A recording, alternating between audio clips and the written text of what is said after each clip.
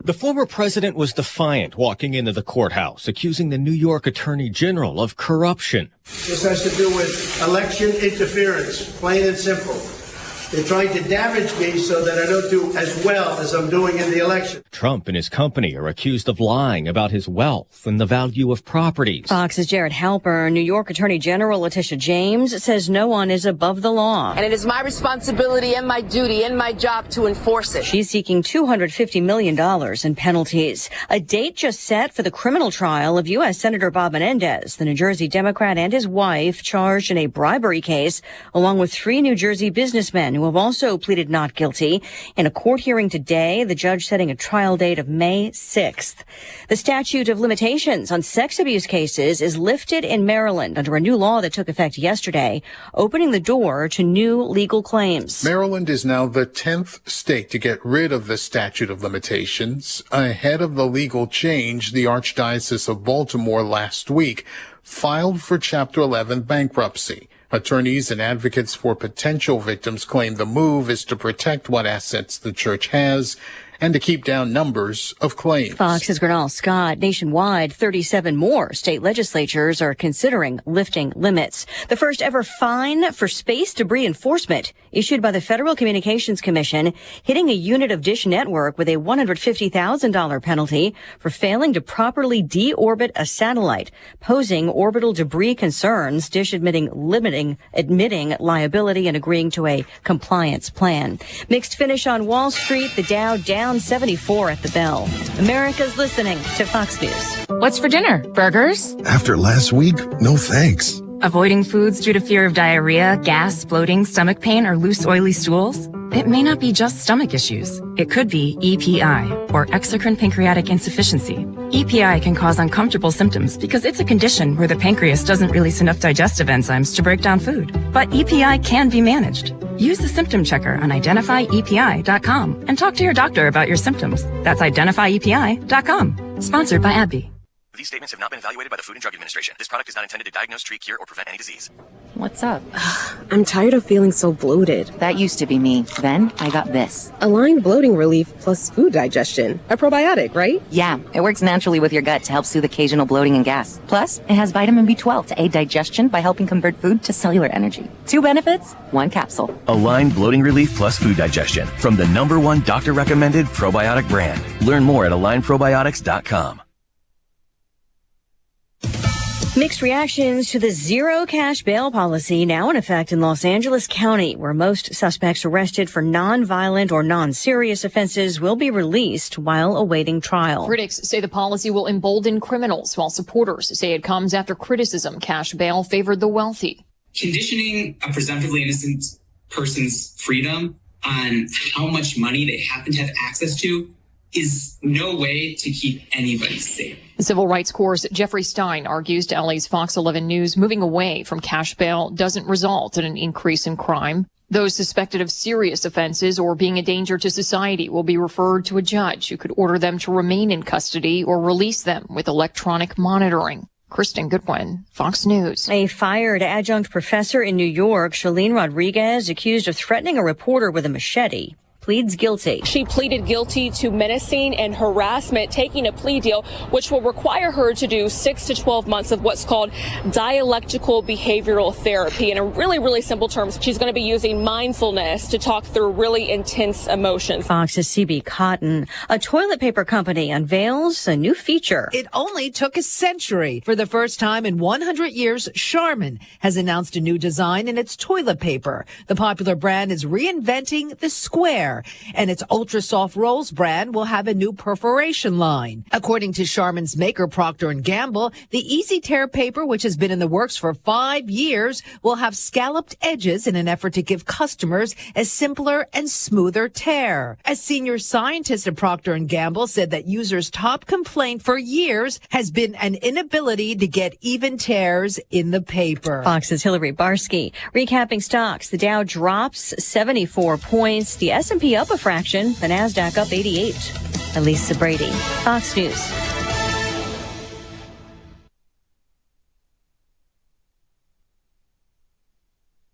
Ignition sequence start.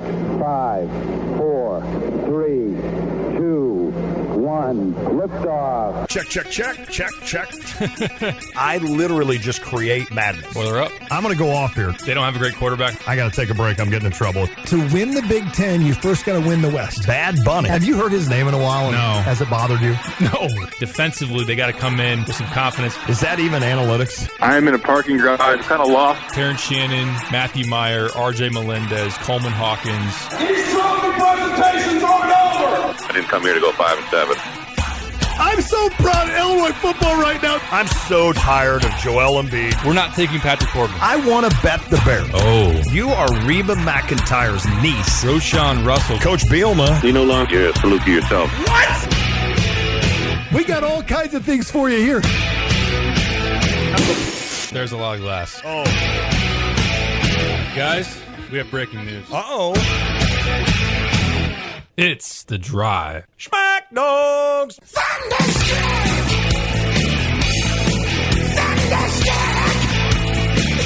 Yeah, Thunderstruck.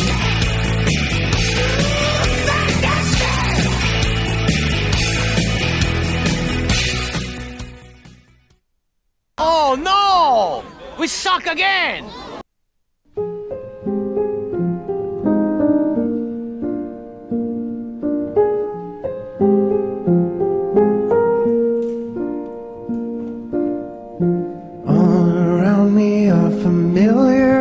I told you guys Mondays are tough for me. We're not going to talk about one part of that for a while, Sundays. Hey, Europe just chipped in. Yeah.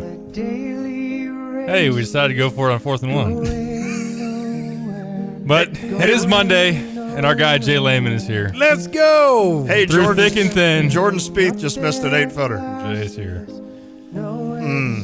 Saturday was tough, guys. David Ross still has a job. Yep.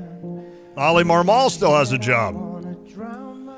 Jay and I figured out the one positive that happened this weekend is Adam Wainwright got a dog from the Cardinals. And I said, if that is your highlight, that just shows you how bad the dumpster fire was, man, for all of our teams, man. Every sport, like the entire landscape of sports for people in our area, just were absolute brutal. Imploded. Just implosion. Was that me or you? People are texting know. in right now or whatever they're doing saying, what the? Jay, I mean, I'll just say this and I'll let you go. I kind of interrupted Derek. It's the Drive of Pay and Piper, ESPN Radio 93.5. The most honest hour in all of college football. You're about ready to listen to it right now, Amen. So tune in. And we got to get to your sponsors, but I want to ask you this. I think that game was the moment for me. Because Toledo, well, they're a good team, and I've been arguing that since, and I think they are. Kansas, we know, is a pretty good team. We know that Penn State is a really good team. And then when Florida Atlantic came in, you're like, well, we did a lot of things right. We just couldn't really put them away. And we won the game, right? That game against Purdue, that was my, oh, crap, are we back to where we were? Yeah, you know, it's like the one time my sister had a bad boyfriend, and like she would like justify, like, oh, you know, that I didn't know you had a sister. Oh yeah, one I thought sister. it was just brothers. Oh, she's gonna hate me for telling this story. No, you know, but you know, nobody liked the dude's name. Nobody liked the guy. It's not her husband. No, nobody liked the guy. But there's always justifications in the brain. Well, like he does. He's got some. Yeah, I mean, he's got some warts, but like. He does this and he does that. He's really nice to her. He's really nice and he's good looking. And well, he played soccer. That was against him. But okay, no, just that's like Clue. Okay, no, there you go. Okay, so that's kind of like what being an Illinois football fan it was the last 4 weeks. It's like, yeah, but Toledo's really good. I mean, DeQuan Finn. I mean, I think could start on half the Big Ten teams. Oh yeah, but Kansas, dude, Leipold, that dude's legit coach. Sure is the legit coach. It's Kansas. Yes. We're talking about Kansas. Right. Okay, yeah. Penn State. Yeah, we beat Penn State 2 years ago when they were number 7, by the way. Okay? And then Florida Atlantic, there was just, there's just little things we gotta clean up. Yeah. So then we go play a 1-3 Purdue team in the first year of a new head coach who was the assistant coach for us last year. And we got beat by 25 points. Guys, the third quarter was the worst ball I've seen Illinois play in a couple years. I don't think Brett Bielema is used to losing games like this in the Big Ten. He lost against Wisconsin 2 years ago. Pretty bad. Yes. But since then, we have not had that in the Big Ten, and it did not feel good. Jay, you call this the most honest hour of college football out there, and I agree with it. But to do that, I have to say this team stinks.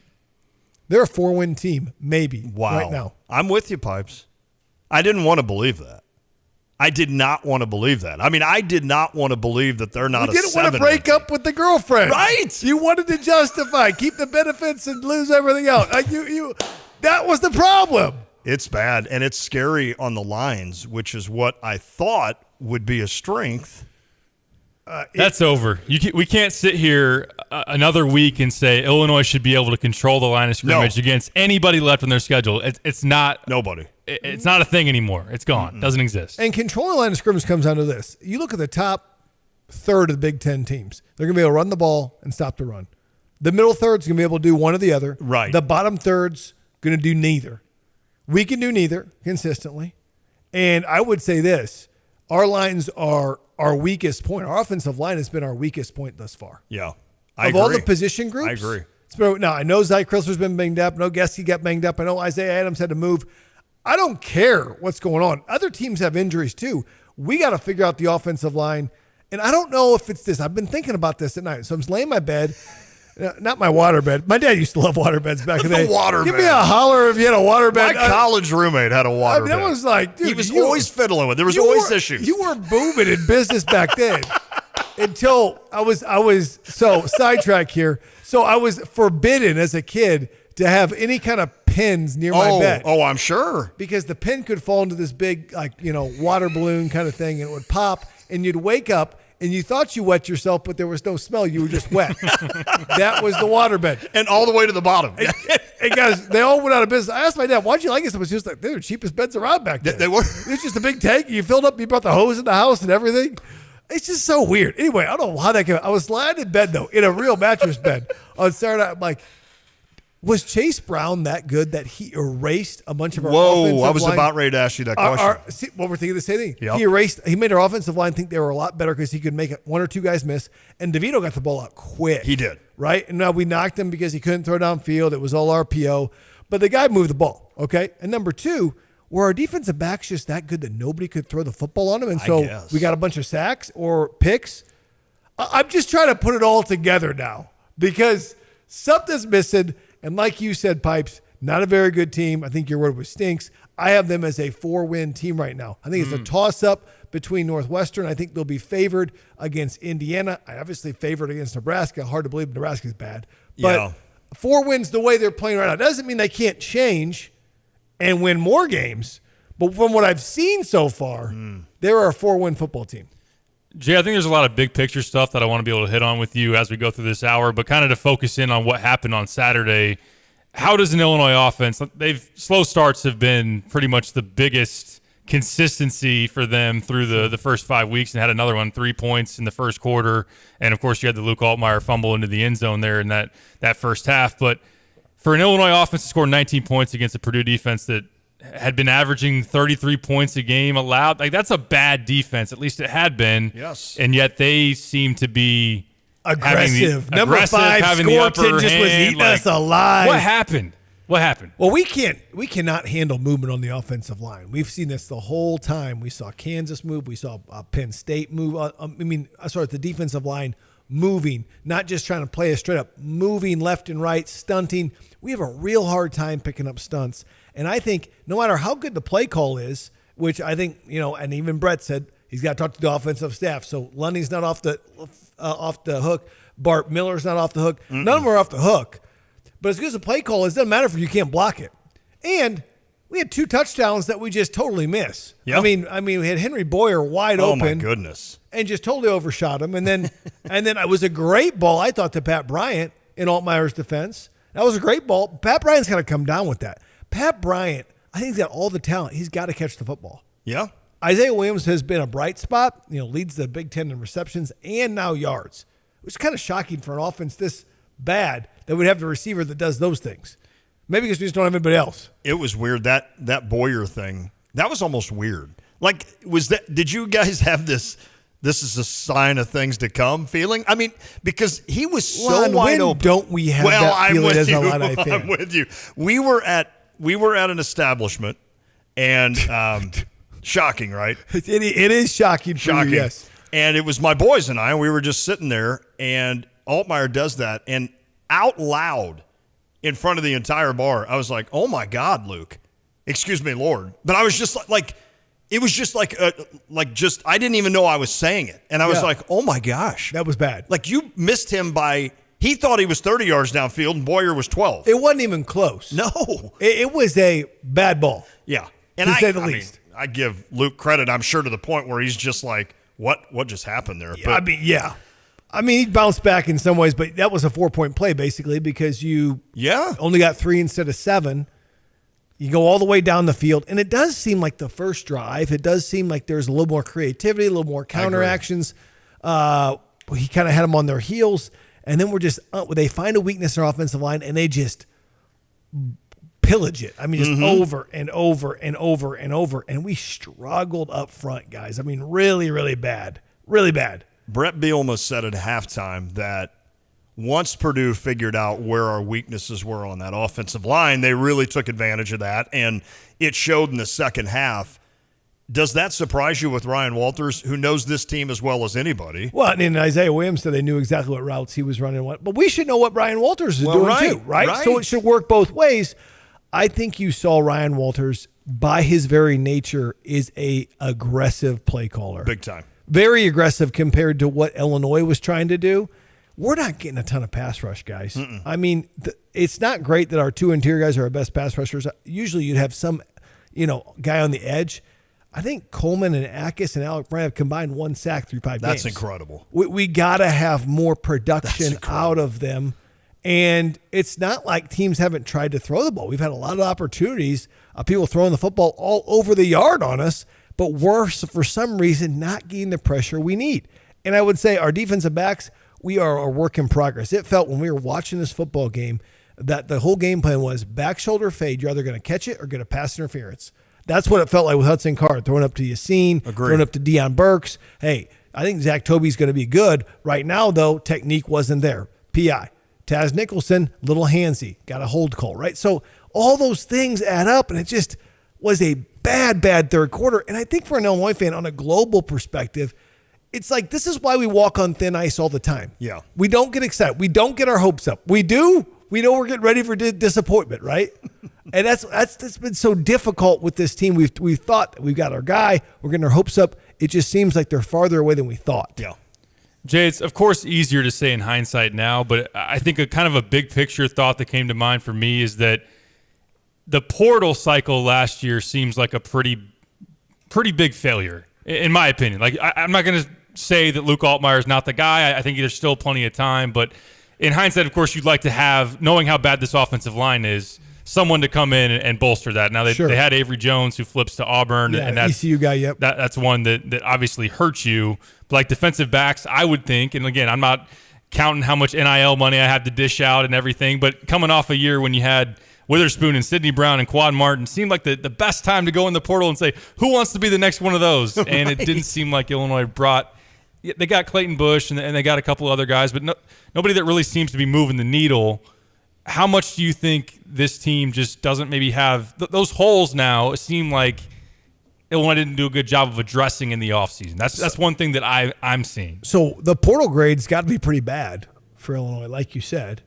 We did a good job of keeping some of our guys that we needed to keep here. I think that's what they kind of trumped up as, hey, this is what we did. We kept the guys that could have gone somewhere or gone to the NFL. We kept them here. They did try to hit the JUCO a little bit.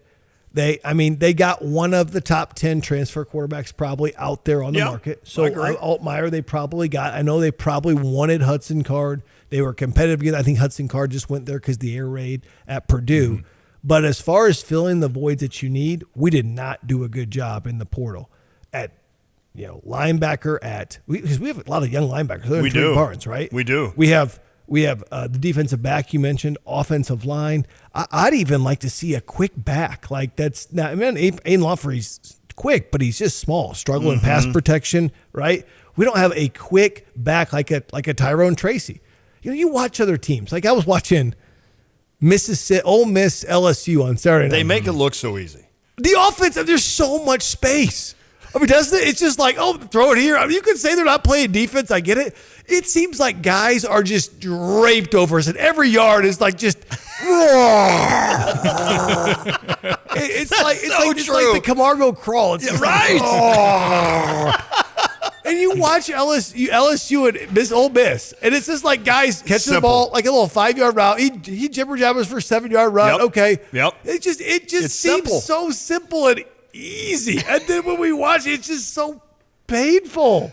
How does that compare to the rest of the Big Ten? Big Ten not known outside of Ohio State and obviously Michigan to have a bunch of like SEC level speed. Now you guys in 07 headlined by yourself, and then Aurelius Finn and Vontae Juice, Davis, those guys. Richard. How, in comparison to the rest of the conference, does Illinois stack up athletically, speed, explosiveness? Yeah, good question there. I think in the Big Ten West, we're pretty average in the West. Mm-hmm. We're not even close in the East. I mean, you even look at Maryland and their speed and what they have over there. They can throw the rock all over. So I would say there's probably 4 or 5 offenses. Penn State, Ohio State, Michigan when they get rolling at some of the positions.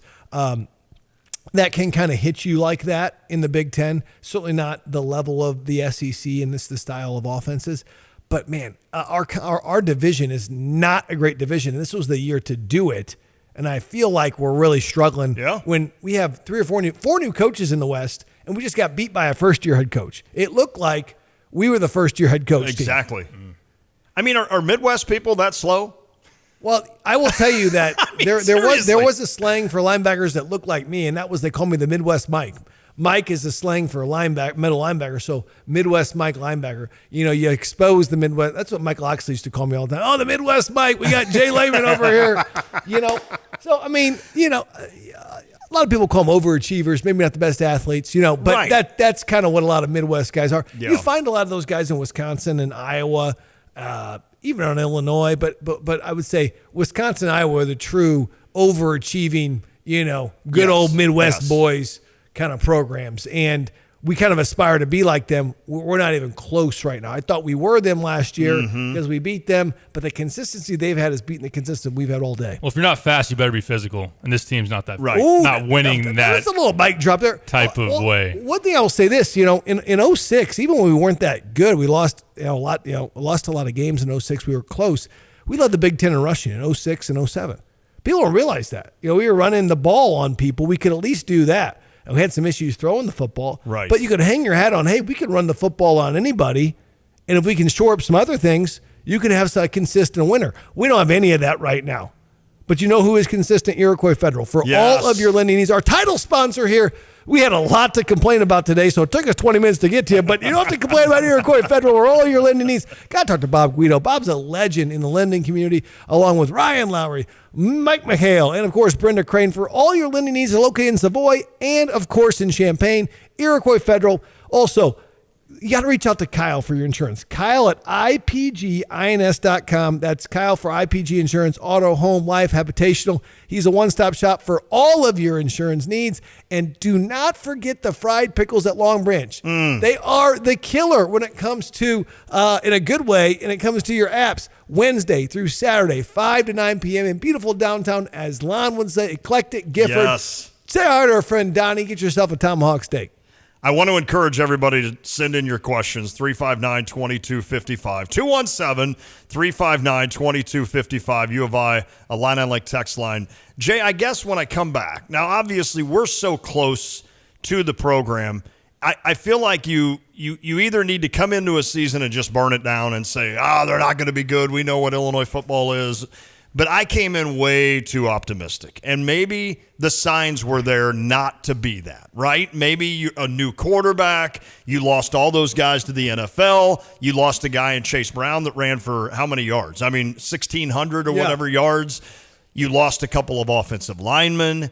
So maybe the signs were obviously there, and I just decided not to look at those signs and say, no, the West isn't that good. I think Illinois can still win 7 or 8 games.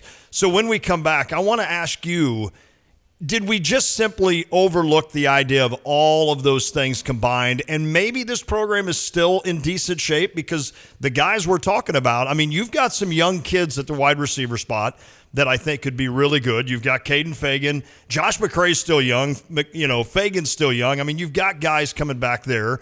You hope that you have some depth on that offensive line, that they've slowly put together these guys like Whitnick and these guys that are just bigger, that maybe by their junior year they can kind of come in and dominate kind of like that offensive line. I mean, let's don't forget, there were guys on that offensive line last year that had played 6 years essentially. Well, this is a big topic. We'll touch on it. I know we got to go to break, but I will touch on that because I think what we're hitting into is we had these super seniors. Yes. But remember, we have a whole lull of bad recruiting between 18, 19, and 20. Mm-hmm. That's just now coming to roost in some of our lack of depth in veteran players under Lovey. People weren't committing to Lovey, knew he was going to be gone. Exactly. And so Lovey had a great class, that 2017 class. Obviously had a ton of talent. They stayed 5 or 6 years, played a bunch of football. Yes, they did. And this is what we see with Illinois football. You play these guys young, probably too young they were supposed to play. By the time they're juniors and seniors, they can play with anybody in the country. Those guys leave 2007, 2001, 2022, and then there's a huge void. Mm-hmm. Because now we have people that weren't recruited that great, that we're not great, highly touted recruits, but don't have the experience to make up for that lack of recruiting. Got it. Right? Got it. So those other guys might have been lower rated guys, but they had 50 games of experience. Well, I'm going to be pretty good about 50 games of experience. Exactly. So I think all that plays into it. Our text line is blowing up today. We love it. We are going to hit you guys up when we get back from the break. Perfect. 217-359-2255 for you to weigh in on the U of I Illini Link text line. Stick with us. This is The Drive. Fighting Illini football is back in Champaign as they take on the Nebraska Cornhuskers in Memorial Stadium Friday night, October 6th at 7 p.m. It's our Celebrate Food and Ag game. Bring the family for a special petting zoo area inside Grange Grove with animals to interact with Illini fans and kids. See you at Memorial Stadium for Fighting Illini football's Big Ten matchup against Nebraska. Friday night under the lights on October 6th. Get tickets at fightingillini.com. Hey, where are you headed? To Kelsey Furniture in Tuscola. What do they have there? What don't they have there? Living room furniture, benches, chests, love seats, sectionals, tables, bedroom sets, hutches, nightstands, end tables, cabinets, mirrors, stools, clocks, lamps, pillows, rugs, desks, media consoles, patio furniture, Tempur-Pedic mattresses, and more. So, everything. Yeah, probably could have just said that. Kelsey Furniture, quality for less. Since Busey Bank first opened our doors in 1868, we have built upon a tradition of close relationships and broad financial capabilities. Our experienced team provides the highest level of personalized service to ensure we accomplish your goals, simplifying your wealth management and business lending needs and ensuring a legacy for generations. Building business, growing wealth since 1868. Proud to be the official bank of the Fighting Illini. Member FDIC. As Tapman's Towing celebrates 50 years of serving Central Illinois, we're always seeking good people to serve our great customers. Our team of expert tow professionals would like to interview others with CDLs, previous tow experience, or a strong interest in serving others. If you enjoy serving people, love working in the outdoors, and looking for a career, not just a job, we should talk soon. Do you have a strong desire but lack the experience? We should still talk. Visit our career page at tapmanstowing.com. Let Max Twin City Recycling pay you for your junk metal items. As the weather begins to heat up, now is a great time to put cash in your pocket for the steel, copper, brass, and aluminum items you've been meaning to get rid of. We've recently added a large concrete pad to make unloading quicker and cleaner for our customers. Visit us on North Lincoln Avenue, just north of I-74, or at maxrecycling.com. Starting it over is what we do at Max Twin City Recycling. Football fans, plan to party at Pia's before, after, and during games as you get on the watch parties with great prizes and giveaways during the fourth quarter on special game days. Get 5 bottles in the Coors Light bucket for $16.75 or enjoy the $8.95 pitcher special on Illini game days. It's $5 for Blue Moon drafts and Jack Daniels drinks. Murder your thirst with liquid death water and CBD products. Pia's is the place to party. 1609 West Springfield Avenue in Champaign. Hi, it's Stevie J. Start your day with me along with Diane Ducey, weekday morning 7 to 9, here on ESPN Radio 93.5.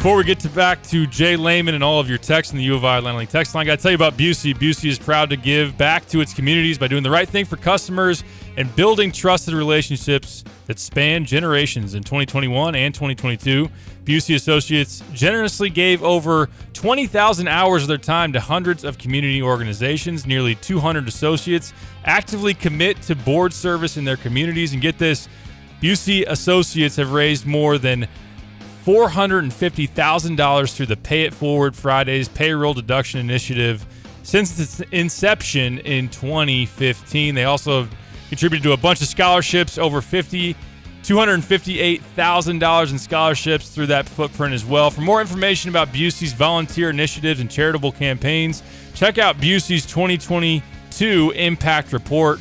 Go to busey.com/impact. Also a great place to set up appointments to get seen at their very convenient locations. Busey, member FDIC.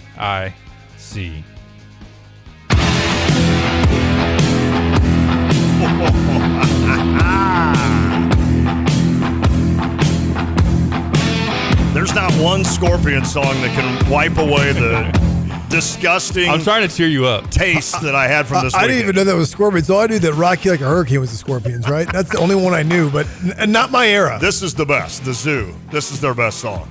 This is the best song. Yeah, I mean, I've just got a bad taste in my mouth from everything that occurred this weekend. Oh, gosh. I mean, just I don't blame you. You're not even a Bears fan. No, but I want the Bears to win because I want the Cardinals to have draft picks. So in a weird way, I am a Bears fan this year, and I flipped the channel because they're up like 14, and I'm thinking, all right. And then I see a text from one of our buddies that included a tweet that said, with the Bears losing, and I'm like, whoa. Is this old? Like, the Bears didn't lose that game. Currently have the top 2 draft picks. Yes, you do. Good for you. I mean, the Cardinals are going to painful. I mean, the Houston Texans are going to make the playoffs, so we're going to end up. They look good, man. We're going to get I'm like jealous of watching Houston Texans football. Cardinals are going to have like the 5th and 19th pick when I thought it would be 1st and 2nd. All right, Brett Bielema after the game had a take on this offensive line. I know our buddy Jeremy Warner asked Brett the question. Brett, you said a couple times now, looking for our identity on offense. How do you go about addressing? I think we got to have some hard conversations, with the coaches, and I can, decide all we want. I've tried to put it in their hands, but I think as a head coach, I got to decide what our identity is and force it that way. And I know that we're, obviously short a little bit at certain positions, but I like our wide receiver core. I like our running back core. I like the tight ends where they're at. We got to give our quarterback a chance. I think what we can do is look at what we're doing offensive line-wise, what we're asking those guys to do, and I know what we want to do, but sometimes you got to make the decision, is it something we ask our guys to do, and if they can't do it, do we eliminate it and find another option? Because obviously the one that we're trying to use isn't working. Thoughts? Well, I think I love about Brett after a game is he's pretty honest. Yeah. He likes every group on his team except the offensive line. That's got to be killing him. Okay. That he's like, I like our receivers, I like our running backs, I like our tight ends. I think the tight ends actually been the most impressive group of the whole team. Just other than Johnny and Keith, who have made some plays. Keith made some plays. I don't want to. I saw Keith make a lot of plays during the game, so I want to give that. But yeah, what I like is that he was honest about it. Going to have some tough conversations with some coaches. I guarantee a Sunday like that, a Sunday after that, it is tough. I mean, you lost by 25. It's brutal. There's a lot of hard conversations. But let's not forget, Brett's getting paid what, $6-7 million? Yeah, a lot of money. Barry's getting paid $800,000. Probably more than that, I think. No. I mean, these guys are getting paid, and so there's a scrutiny. Yep. They know they're not performing up to standard, and they know that this cannot be tolerated because it won't be tolerated. Well, it'll be tolerated here a lot longer than other places. But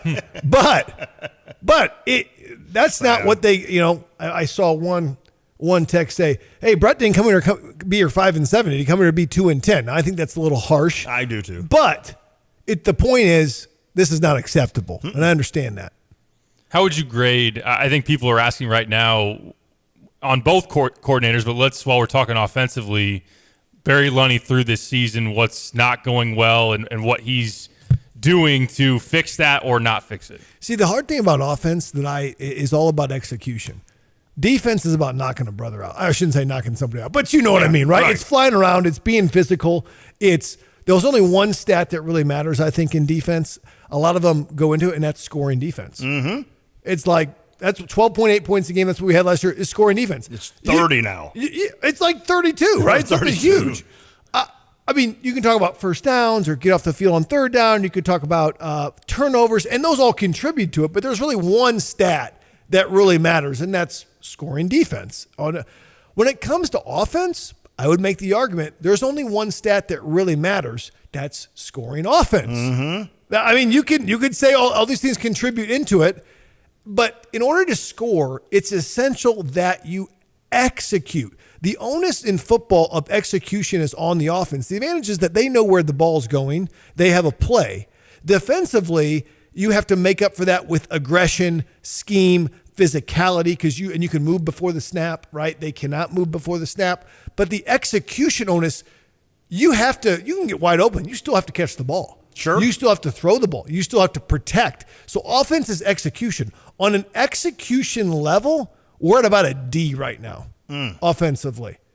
On a play calling level, as far as are we putting ourselves in the best position for where we're at, I give us a C. I think that the plays haven't been as bad as the execution.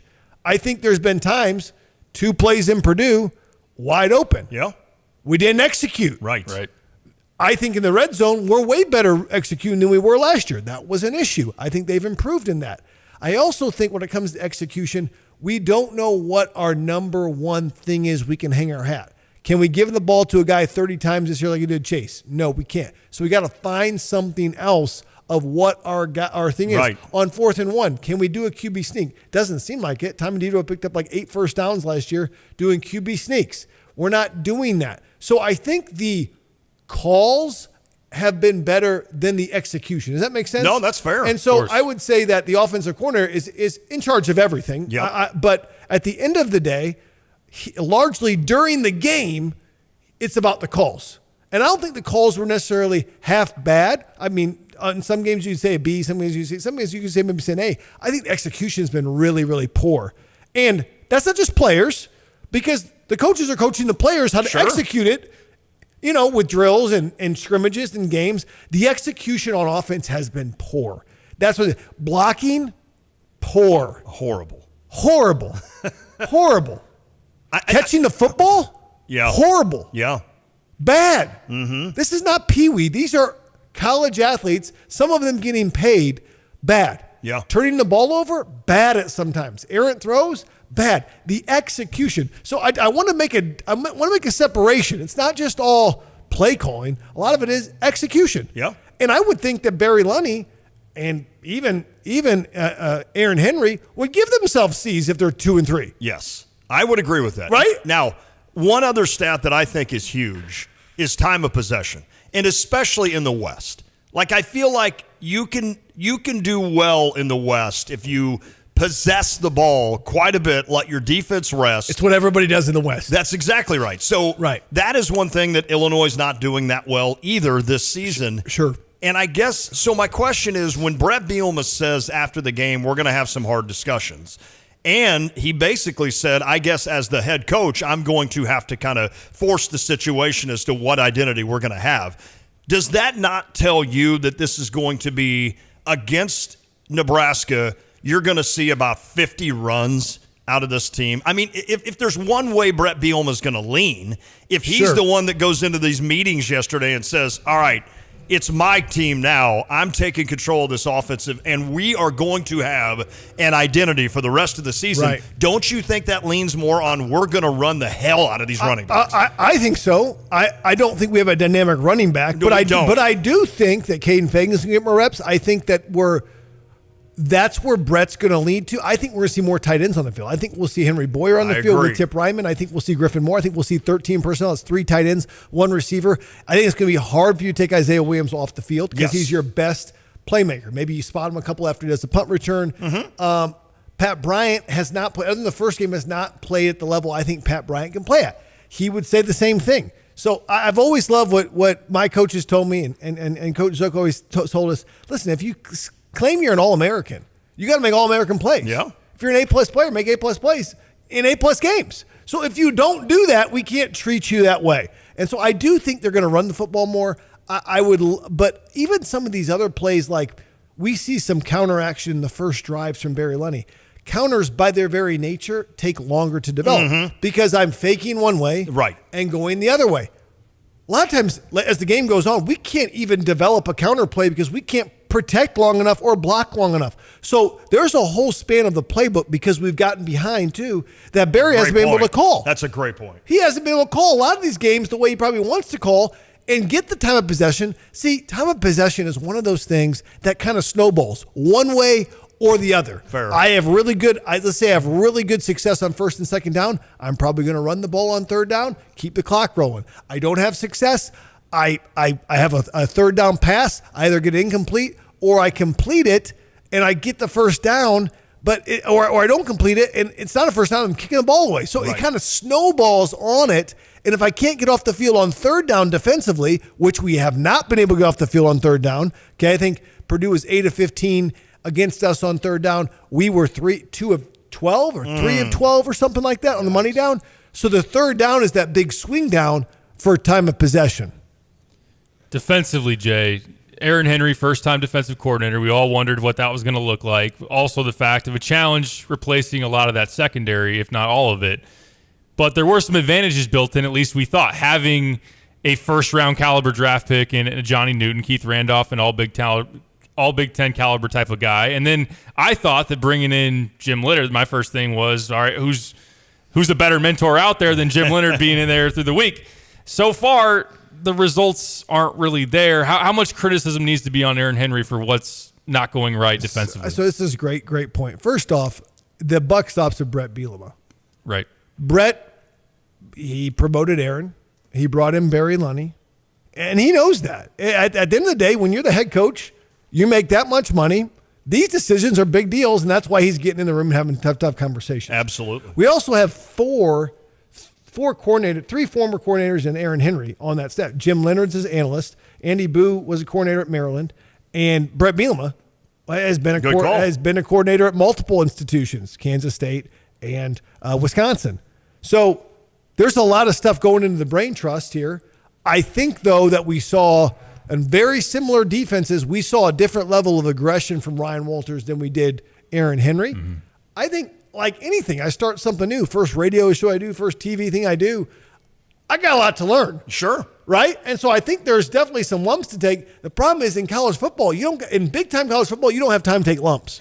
Right? Especially in this day and age. Nope. I mean, like, Bill McCartney, back when he rebuilt Colorado, had something like 6 wins the first 3 years. Yeah. Barry Alvarez had some time. I had some time. There is not a ton of time. It's transfer portal, condensed time frames. I think Aaron Henry, is he partially to blame? Sure. Are there players partially to blame? Yes. Aaron Henry would tell you, man, I haven't called my best games yet. I'm learning more about this football team. But I'm not just ready to say, we don't need Aaron Henry. He's 5 games into it. Right. I think he's a young defensive coordinator. He brings a lot of value as a recruiter. Seems like the guys love him. Yeah. And Brett has a lot of confidence in him. And Brett has developed a lot more head coaches than me, you, or Lon. Yeah, good call. So it's like, we got to trust the guy. And I think why we had this confidence coming in is we had all these questions about it. But, we got Brett. We have confidence in Brett. It's like Alabama. It's like, oh, my gosh, we lose our whole roster. Or Georgia, we had 10 draft picks this year. Oh, but wait, we got Kirby, who's recruiting like crazy. Yep. Oh, we got Nick Saban at Alabama. Like, I'm not saying our faith is like that, but we have definitely more faith in Brett than we had in Tim Beckman, Bill Cubit, and Lovey combined. Amen to that. Which is more than we've had, right? So, I mean, I think we were able to overlook some of that. And I still think that Brett's going to get it right. I just don't know if it's going to be in the time frame that we all want, because we kind of had a tease of it in year 2, and we were pleasantly surprised, and now we're going backwards, it seems like. One more defense-specific question I want to ask before we maybe go bigger picture, look at the game upcoming this Friday against Nebraska.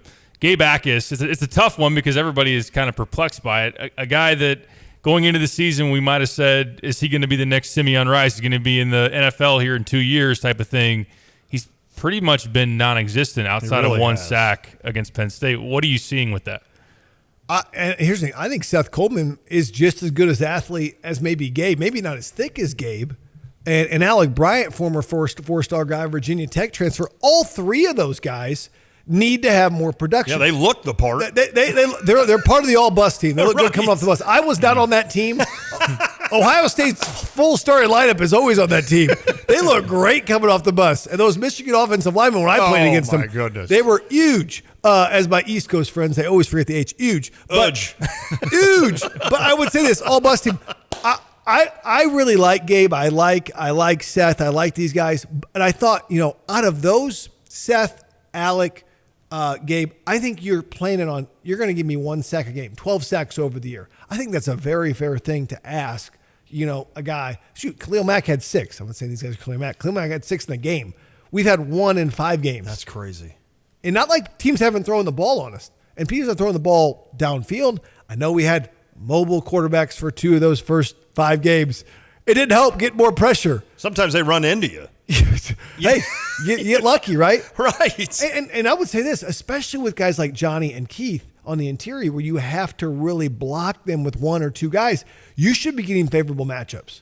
I want you to tell us about your sponsors, and then I'm going to ask you a big picture question. Okay, love it. Iroquois Federal. For all your lending needs, you got to talk to Iroquois Federal. Bob Guido is a lending legend here in town. You need a commercial loan, commercial line of credit, you got to talk to Bob Guido. Also, Ryan Lowry, Mark McHale, Brenda Crane, that whole team in Savoy or Champaign. Check out their branches, Iroquois Federal, your one-stop shop for all your lending needs. Kyle Lewis, IPG Insurance, Auto, Home, Life, Habitational. He does all my rental properties. He has the best rates. I love Kyle Lewis, and he's got great service. Kyle at IPGINS.com. And, of course, the Long Branch Steakhouse. If you need to go get a steak dinner, why don't you try out the Long Branch Steakhouse in Gifford? It is a one-of-a-kind experience. Even my kids love it because they got great kids menus. They get free ice cream with their kids' meal. They get a free drink, and they love the fried appetizers. You got to try it out. A ribeye sounds so good right now. Monday ribeye sounds so. I mean, I've told the ribeye story on this many times, haven't I? Well, I think I've heard it, but it's a legendary it's a very, very ribeye good story. So I know you got a question, so we'll get to that. But I grew up with three brothers, and we always had football season in August, and Happy would say, "Listen, boys, we're going out to get some steak." It was a treat to get steak, and you were telling me your goals for the football season, and we would go to Alexander Steakhouse. Oh, God rest his soul. No doubt, man. It was a good place. Not a Long Branch, but it was good, right? And you would cook your own steak and stuff, which some people thought. Well, I thought was kind of cool. So we would go there, and he would say, "Boys, there's no better cut than the top sirloin." So we would get the top sirloin every time. Every time we get the top sirloin.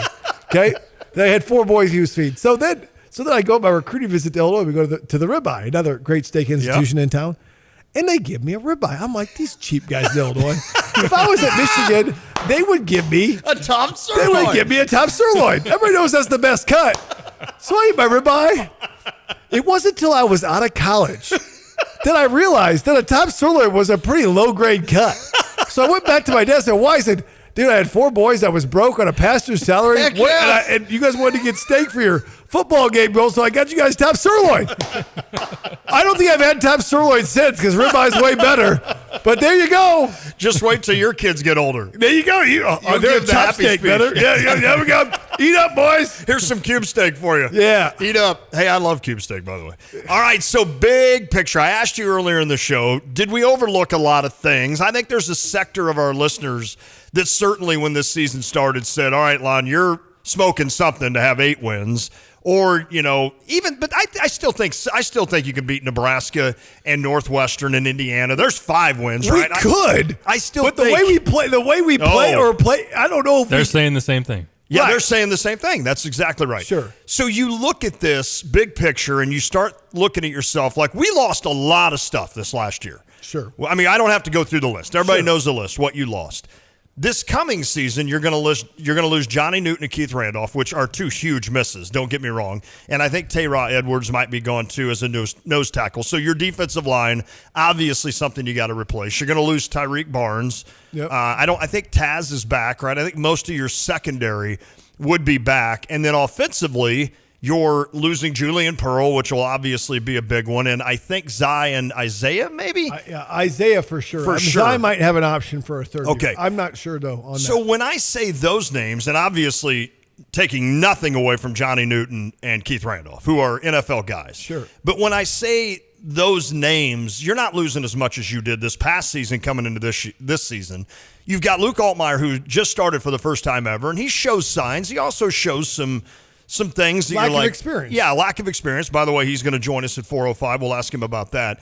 So can we still be bullish? I'm not giving up yet on this season. I mean, this Nebraska game could turn me a little bit back in favor of this, but certainly Saturday really, really cautioned me for the rest of the season and put a bad note on this season. But you still got Nebraska coming, and you still got some winnable games down the road. But can we still be a little bit bullish on this program in the next couple of years? In other words, that maybe idiots like me were way too optimistic about this season with what you lost, but yet you still have some talent here and you have some youth like Malik Elzy and Hollins and some of these guys that'll grow. Well, I think that's a good point. I still think Brett is the guy to build this program. Yes. I haven't changed that. I think you look at his pedigree from what he did at Iowa, from what he did at Wisconsin and K-State, and even some of his success at Arkansas in a really tough division. I would say he's still the guy. I think we're losing faith a little bit in this season because we keep saying, okay, well, if we get these next two, then we'll be back to 4-3. And that's not what you want to do. You want to build momentum week to week in that regard. Amen. Now, the strength of his team has been the offensive line usually. There's not one offensive line other than Gesky, that I should say Lovey recruited Julian Pearl. He also recruited Josh Kreutz, Jordan Slaughter. A lot of these guys are Lovey guys. And so we don't have one freshman guy that's come in. We've had Isaiah Adams and Zy Chrysler. We haven't had one freshman guy that's kind of gotten to the point where, it's time. I'm an offensive. We've seen some of the skill guys. Yeah. We're happy with Fagan. We think he's going to be a good player. We think Malik Elzy is going to be a player. Matthew Bailey is a good player. Sabor Kareem looks like to be a good player. Looks like Zach Tobey's going to be able to play. It seems like we've got some guys that they've gotten, but we haven't seen the bread and butter of the linemen really come to fruition, offense or defensive line, for what Brett is. So there's reason to be optimistic. It's just hard when you play a team that's 1-3, that not won a game at home, and you get beat by 25. Just rolled. That it's hard to be optimistic. It is. When you have that. We got tons of guys on the text line. I really appreciate them texting. Yeah. I mean, there is tons. I mean, Big Def is a guy. We'll say one of his because he's probably got 7 texting here. He says, Jay, you have a lot of faith about Friday. Nebraska's front 7 are very good. I don't know if I have a lot of faith. Oh, that's Jason Ron. Sorry. And they have 2 QBs who can like to run. Listen, they can run the ball. Yes, they can. They actually led the Big Ten in rushing defense until they played Michigan, who gave up 249. Big Def says, Jay, I'm going for the ever-elusive lean bulk in the gym and diet. Top soy helps me for that. Also takes about 14 seconds to cook it medium rare. Amen. 847 asked about the recruiting. How big will that game impact recruiting? I know that Ryan Walters is the guy that's going to recruit Illinois hard, the state of Illinois, and they had some Illinois guys there to watch that. And certainly if you're there watching that, you're thinking, well, it seems like Purdue, which has now beaten us, 4 straight years or at least 3. 4 straight years, 7 of the last 8. Okay. The only time we beat them was in a monsoon. They've dominated us. They've won 15 of the last 21 games. That's bad. So you look at that and you're like, well, all right, I think I'm going to lean towards Purdue, right? I mean, I think that game can impact recruiting. I think it definitely impacts. We are recruiting against the same people as Purdue, Iowa, Wisconsin, Michigan State, Minnesota, Nebraska to a degree, but really those neighboring states. We are really recruiting against those guys, and we're simply not having a very good showing right now when we felt like we were building some momentum in the recruiting with our winning and whatnot. I think that's the big question, and we've seen this. When it goes downhill at Illinois, Zook was unable to recruit at the same level he had the first, second, third, fourth year when he was building something, right? And we had tons of guys come, whether it was Aurelius Ben, Vontae Davis, and then after that, Corey Legit, AJ Jenkins. I mean, there were some Michael LaShore, some really good players that came in there because of that. After that, on the back end, it was tougher. Let's just go to the top. I was going to say let's catch a quick break, but let's just go all the way through. We want to get you as much Jay Lehman analysis as possible. If you got any final questions, 217-359-2255. Jay, as you look at the Nebraska game, what stands out? You mentioned defensively they look pretty stout. Offensively, it's been an issue, but they can run it. What is your overall thoughts on this game on Friday? How would you look at it in terms of forecasting? Do you think Illinois will win it, or is it going to be a tough one to pull off? First of all, Nebraska is not good. It's a total to the studs rebuild. Like, you think that Colorado beat Nebraska is a big deal? Nebraska is not good. Like, I've watched 2 of their games complete, 2 or 3 of their games. I've analyzed all first of their 5 games with Big Ten Network. They are not good. Jeff Sims is no longer the quarterback. Heinrich Harburg is. Great German name. Heinrich Harburg. I like it. Okay. And the guy's been running the rock. I'll give him that. Didn't run much against Michigan. It was kind of locked down. They're running kind of old school option every now and then because they can't really do anything else. But at least they're known for something. Now defensively, they've been more stout. They got Luke Reimer, who's pretty solid. Their defensive line has some really good players on it. They led the nation, the Big Ten rather, in rush defense. So I think it's gonna be tough to run the football on them. It's gonna come down to Luke Altmaier and can we protect? I don't think we match up particularly well. I actually think we have better athletes than Nebraska. One of the few teams I think was hey, we have an athletic edge. But man, the way we played on Saturday, we won't. No. If you play like that, you're not beating Nebraska. You might not beat Indiana that way. Right, exactly. Man. And Maryland looks really good in 2 weeks. Oh, you're not beating Maryland. I can tell you right now. We're going to talk to Luke Altmaier at the top of next hour. What do you need to see from him in the next coming weeks to show the type of progress that it would take for Illinois to make that chase for a bowl game? So first off, it's really hard to play quarterback when you're running for your life. I mean, we had 5 sacks, but he's had pressure all the time. And I think it's really difficult. I think he's got to focus on the plays that he can make and limit the mistakes. It was a mistake to hold on to that football and run the opposite way on that corner blitz and fumble that ball. Mm-hmm. It was a mistake. Some of the mistakes he made in Penn State. He's been holding on to the ball a little bit longer, which has increased the sacks because he doesn't want to throw picks. I think they've got to have manageable throws for Luke. Then let him uncork it. He's still an inexperienced QB. Sure. 7 starts. He's kind of thrown into the fire. He doesn't have a run game, and we have a lot of third downs that everybody knows the pass is coming. We don't have a lot of 3rd and 2s, a lot of 3rd and 3s. And when the offensive line isn't good, nobody looks good on the offense. So I think Luke's going to get there. Do I think Luke has a chance to be a really good quarterback by the time he's gone here? Yeah, I do. I do too. I just think he doesn't have a ton of time.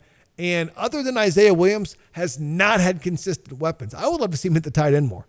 I mean, Tips played well. Griffin's played more. I agree. Okay, 30-second question, then we'll get to your sponsors. Can this offensive line be fixed this year? From what I've seen, no. No. Not to the level that we want to see. That's why we're bringing 3 tight ends, right? No. No. Kid it. That was on point. I wish I could tell you that, yes, we can fix everything. But Brett himself said, I don't see me bringing any more bodies than what we currently have there. Those guys that are playing have earned the right to play because they're the best to play. And we've got Geske, who's banged up, Chrysler, who is banged up, left on a cart in the game, by the way. So can it be fixed? I mean, we're talking about 7-8 weeks to fix this thing. That's it. That's it. We don't have a lot of time. I mean, I don't. At this point, I'd rather see Henderson in. I'd rather see some of these other kids, and although that could be even more dangerous. Well, here's the thing. Can't just throw this guys is what in. we do. We like, okay, I went the old, put all the young bucks in. We're gonna have one good year in 2028, and then it's gonna start. I think we're trying to get more consistent. I'm not ready to throw it all out. I know you're joking about that. You're right. And I know Henderson's a highly touted guy. I just think we've got a lot to work on. We do. Not our sponsors, though. Iroquois Federal for all your lending needs. Kyle at IPG Insurance. Kyle at IPGINS.com. And, of course, Long Branch Steakhouse. Those are our wonderful sponsors for this Jay Lehman Hour. Great hour. As always. Luke Altmaier coming up. We're going to talk to him about some of the things that happened Saturday and what he has to look forward to going in the future here, including a quick game on Friday. This is the second time they've had one of these, so we'll see how they handle it a second time for sure. Brett Bielema spoke to the media today as well. We'll get you that before we get out of here. Jay, thanks as always. Great stuff. Yeah, baby. Yeah, buddy. We'll look forward to talking to you next Monday. Hopefully after that big win over them Huskers. Let's go. I can only hope. We need it. We need it. Stick with us. If you want to weigh in, you can. 217-359-2255 on the U of I Line Link text line. This is The Drive. Like every bank, there's a time every day when we stop making loans. But at Iroquois Federal, we never stop making a difference. Thanks to an amazing team of employees who give back to their local communities all over central Illinois. From hospital boards and local school programs to Kiwanis and the United Way, Iroquois Federal employees donated more than 1,000 volunteer hours last year. And we'll do it again next year, because the only thing we like more than making a loan is making a difference. Iroquois Federal, still friendly, still local, still here. Member FDIC, Equal Housing Lender. Reach your savings goals. Busey Bank CD specials can help. Watch your money grow with competitive rates and offers. Visit Busey.com/CD rates. Visit your local service center or call 1-800-67-BUSEY today. Busey Bank, building business, growing wealth since 1868.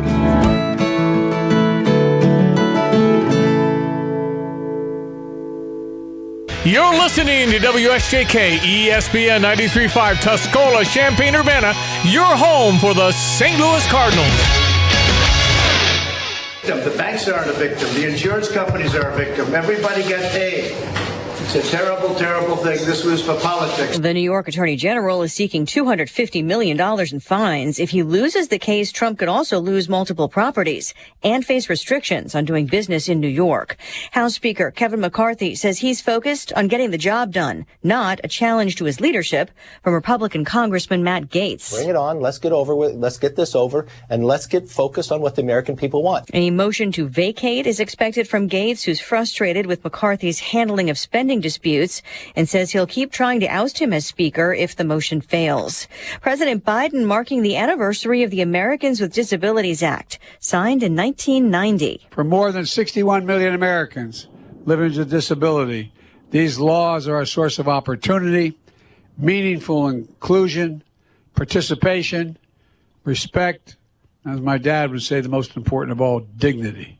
Being treated with dignity. The president speaking alongside actress Selma Blair, who has multiple sclerosis. This week, the U.S. Supreme Court hears a case against hundreds of hotels accused of violating the law in a fight over accessibility and proper disclosure of it. It was a mixed finish on Wall Street to begin October. The Dow was down 74 points. America is listening to Fox News. What's for dinner? Burgers? After last week, no thanks. Avoiding foods due to fear of diarrhea, gas, bloating, stomach pain, or loose, oily stools? It may not be just stomach issues. It could be EPI, or exocrine pancreatic insufficiency. EPI can cause uncomfortable symptoms because it's a condition where the pancreas doesn't release enough digestive enzymes to break down food. But EPI can be managed. Use the symptom checker on identifyepi.com and talk to your doctor about your symptoms. That's identifyepi.com. Sponsored by AbbVie. These statements have not been evaluated by the Food and Drug Administration. This product is not intended to diagnose, treat, cure, or prevent any disease. What's up? I'm tired of feeling so bloated. That used to be me. Then I got this. Align Bloating Relief plus food digestion. A probiotic, right? Yeah, it works naturally with your gut to help soothe occasional bloating and gas. Plus, it has vitamin B12 to aid digestion by helping convert food to cellular energy. 2 benefits, 1 capsule. Align Bloating Relief plus food digestion from the #1 doctor-recommended probiotic brand. Learn more at alignprobiotics.com.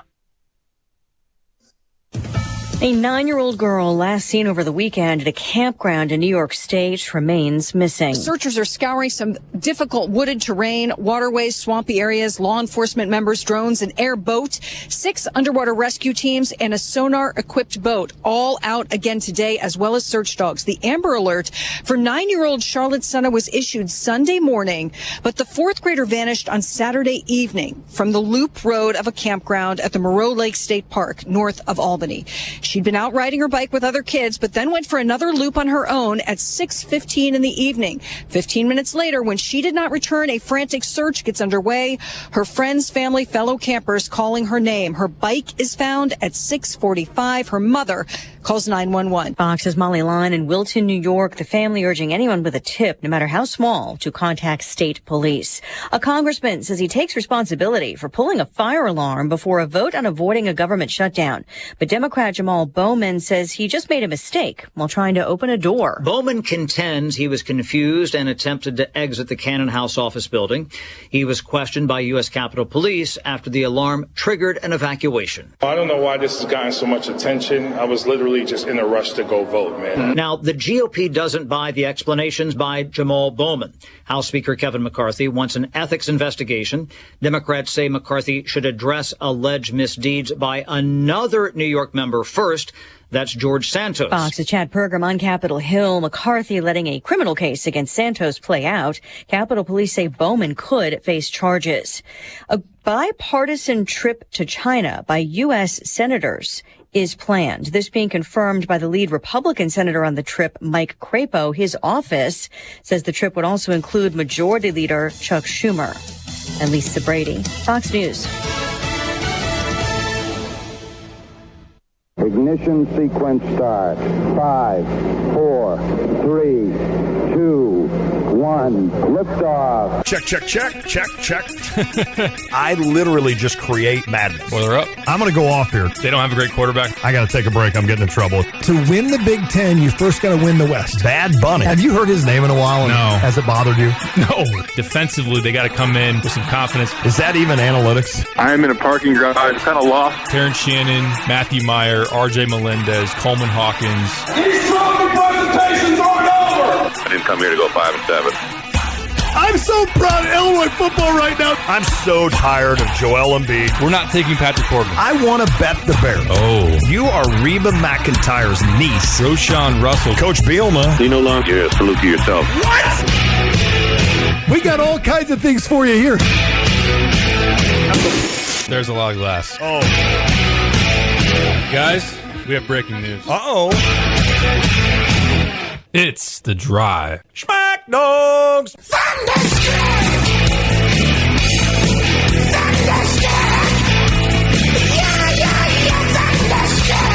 Hey, they just showed Taylor Swift on TV again. Oh, my goodness. Enough! Good Lord. Hey, can I tell you real quick before we get to Luke, and I know Luke Altmaier is waiting, excited to talk to Illinois quarterback. I watched, it was kind of cool Sunday, by the way, Adam Wainwright's going away. Yachty and Albert showed up, and that was neat. The Cardinals gave him some gifts, including a little puppy, which was pretty cool. Nice. I know all of his Very daughters nice. and his kids just love the pup. But I have hardly watched baseball this season. There's a few reasons, one of which is the Cardinals weren't watchable.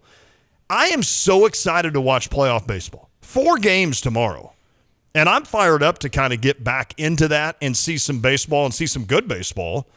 And I don't know. It's kind of been a weird year in the sense that I normally watch more than 130 games a year. This year I probably watched 10. And now all of a sudden the playoffs are rolling around and I'm like, let's get it here, man. I can't wait to watch some baseball. Wildcard baseball starts up tomorrow, but we'll continue today our talk about Illinois and Purdue. We're going to have the Illini quarterback Luke Altmaier join us this segment, which we have weekly, and we're happy to have it brought to you by Dogtown Heating, Air, and Plumbing, your home's best friend. First Federal Savings Bank, local and trusted. Crossroads Contractor Supply, the right tools when you need it. And Brian Hansen at State Farm Insurance. Visit brianismyguy.com. Also got to throw in Carpenters Local 243 to help make this possible. Luke Altmaier now joining us on the Tapman's Towing phone line. Luke, how you doing? Thanks for joining us. Yeah, appreciate it. I'm doing all right. Tough one on Saturday there in West Lafayette. Obviously a rivalry game and one you guys would have liked to perform better in that one. What do you take away from that, Luke? What did you feel offensively didn't go right for you guys and didn't lead to you guys putting up enough points to win the game? Yeah, it was obviously very disappointing for us as a team. You know, a week that we had high expectations for and a game that this team had circled on our schedule.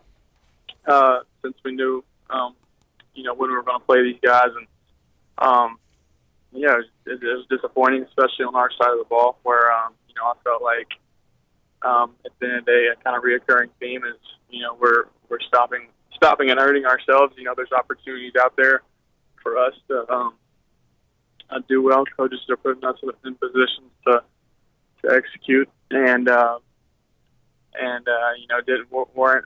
wasn't able to do that at the level we needed to Saturday. And, I think it all starts with me.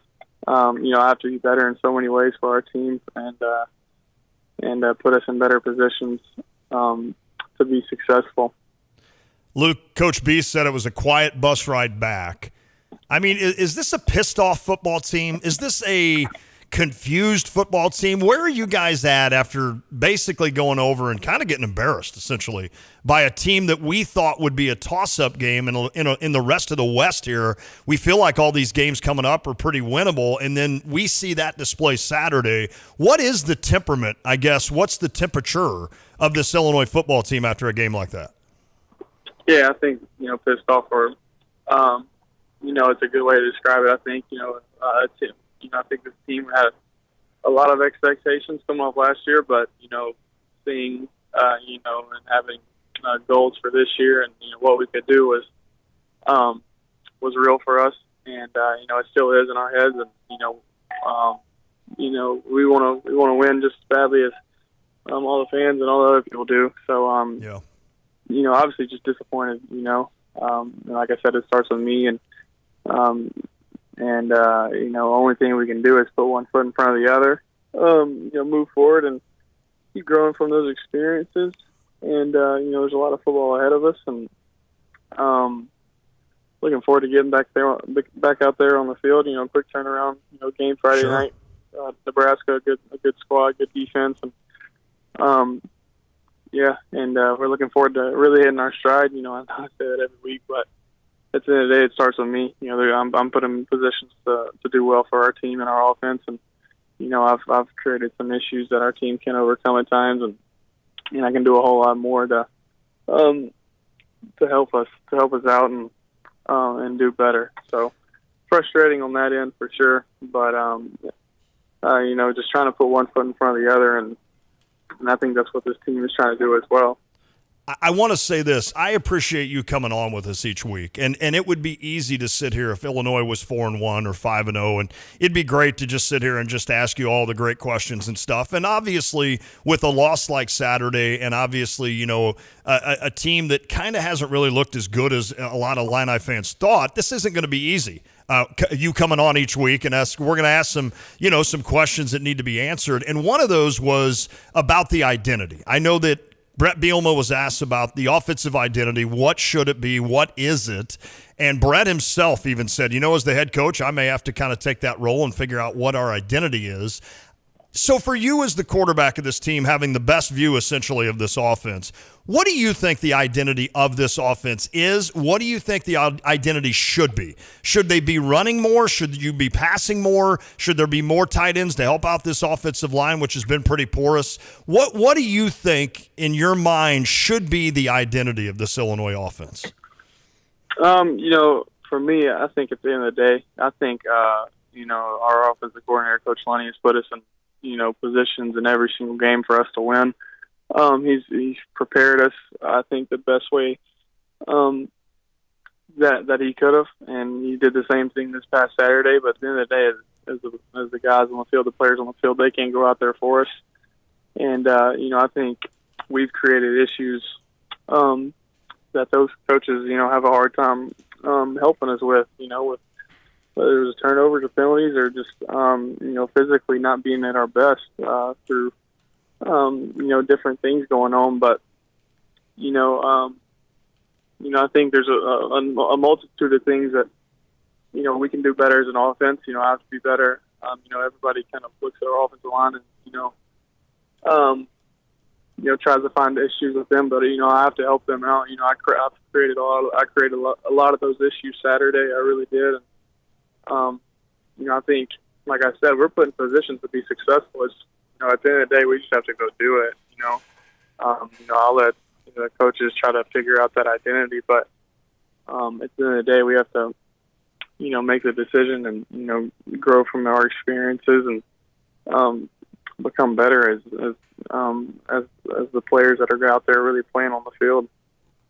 Luke, I commend you for your leadership, putting the blame on your shoulders. And sure. I'm not asking you to obviously call anybody out, but you mentioned it there, and Lon touched on it as well with the offensive line. Just like as a quarterback, what challenges are there? What adjustments do you have to make when you're maybe not getting the protection or the time that you would ideally like? Is that something that you guys are trying to navigate based on just kind of there have been issues in the pass protection. You faced a lot of heat, been under duress. What has to change, whether it be I'm not asking you schematics, that's not on you, but like from the quarterback standpoint, what maybe do you have to do to adjust to that? Yeah, I think, like I just said, I don't think the offensive line has created a lot of our issues. I think a lot of them have come from me and my feel for the game, and kind of my feel for the pocket in a lot of ways, and feeling the pocket a little bit better, how it's shaped, feeling people around me. I've put our offensive line in a lot of issues that they can't overcome, and have created a lot of sacks, a lot of hits, a lot of hurries, things like that. But I know as experience, as I grow from rep to rep, game to game, I'll be able to feel it, feel those things, and feel the game around me a lot better. I wish I could, do that this past Saturday and things like that. But I have to be better at, kind of feeling the game, feeling, where bodies are and things like that. And like I said, there's plays to be made out there where sometimes I'm not feeling the pocket, feeling where bodies are around me, and I create a lot of issues with myself. So, the coaches will, put me in better positions or whatever they want to do. But at the end of the day, I have to, have to be better within the pocket, and I know I will. I know I will be better as we play more games and the season goes on, and get more reps. But and then my pocket presence hasn't been where it needs to be. I think that's true. It really is. Luke, wanted to ask you, one of the bright spots offensively on Saturday, Caden Fagan being able to put together a nice stat line, 85 yards on the ground. How have you seen him come along and to now be a factor in this offense and maybe even playing himself into a bigger role going forward? Yeah, he's obviously a physical specimen, just with his size. He obviously passes the eye test to everybody. So, he's a load. He's a load back there. I'm sure he's not fun to tackle. He's obviously learned in the game as a young player, and I am too, I guess. But he kind of just shows up. Works really hard, does his best every single day, and he gets better and better through each rep and each experience that he goes out there. And he's a great person too, great leader for really that freshman class, and looking forward to just seeing him grow in different areas and within his game and his confidence. And, I think there's so much ahead of him, and so many great things that are waiting for him just because of who he is as a player and a person. Luke, was that the Kansas game you ripped off that long run? Is that right? Yeah, that's right. What was going through your mind? Like, I got to bring some sense. I got to bring some humor one against into this. Purdue early. Well, he did too. That's right, against Purdue, and it's going to lead to my question. But when you're ripping off that long of a run, one of the longest in Illinois history, like against Kansas, were you just like, why is nobody around to tackle me right now? Yeah, a little bit. That run was off of a scramble. It wasn't really designed, but we called the defense there man coverage, and so nobody was really expecting me to run the ball and get out of the pocket. So there wasn't really a player for me, and I was able to find a lane, and it was weird for a second how much space I had and how nobody really was, seeing me, take off. So luckily it played out that way, and Luke, we saw you break that 40-yard run early in West Lafayette, and we knew if fans that have been watching Purdue in recent weeks knew that the quarterback run was really hurting them, and we knew with your mobility that could be a thing on the table for Illinois as well.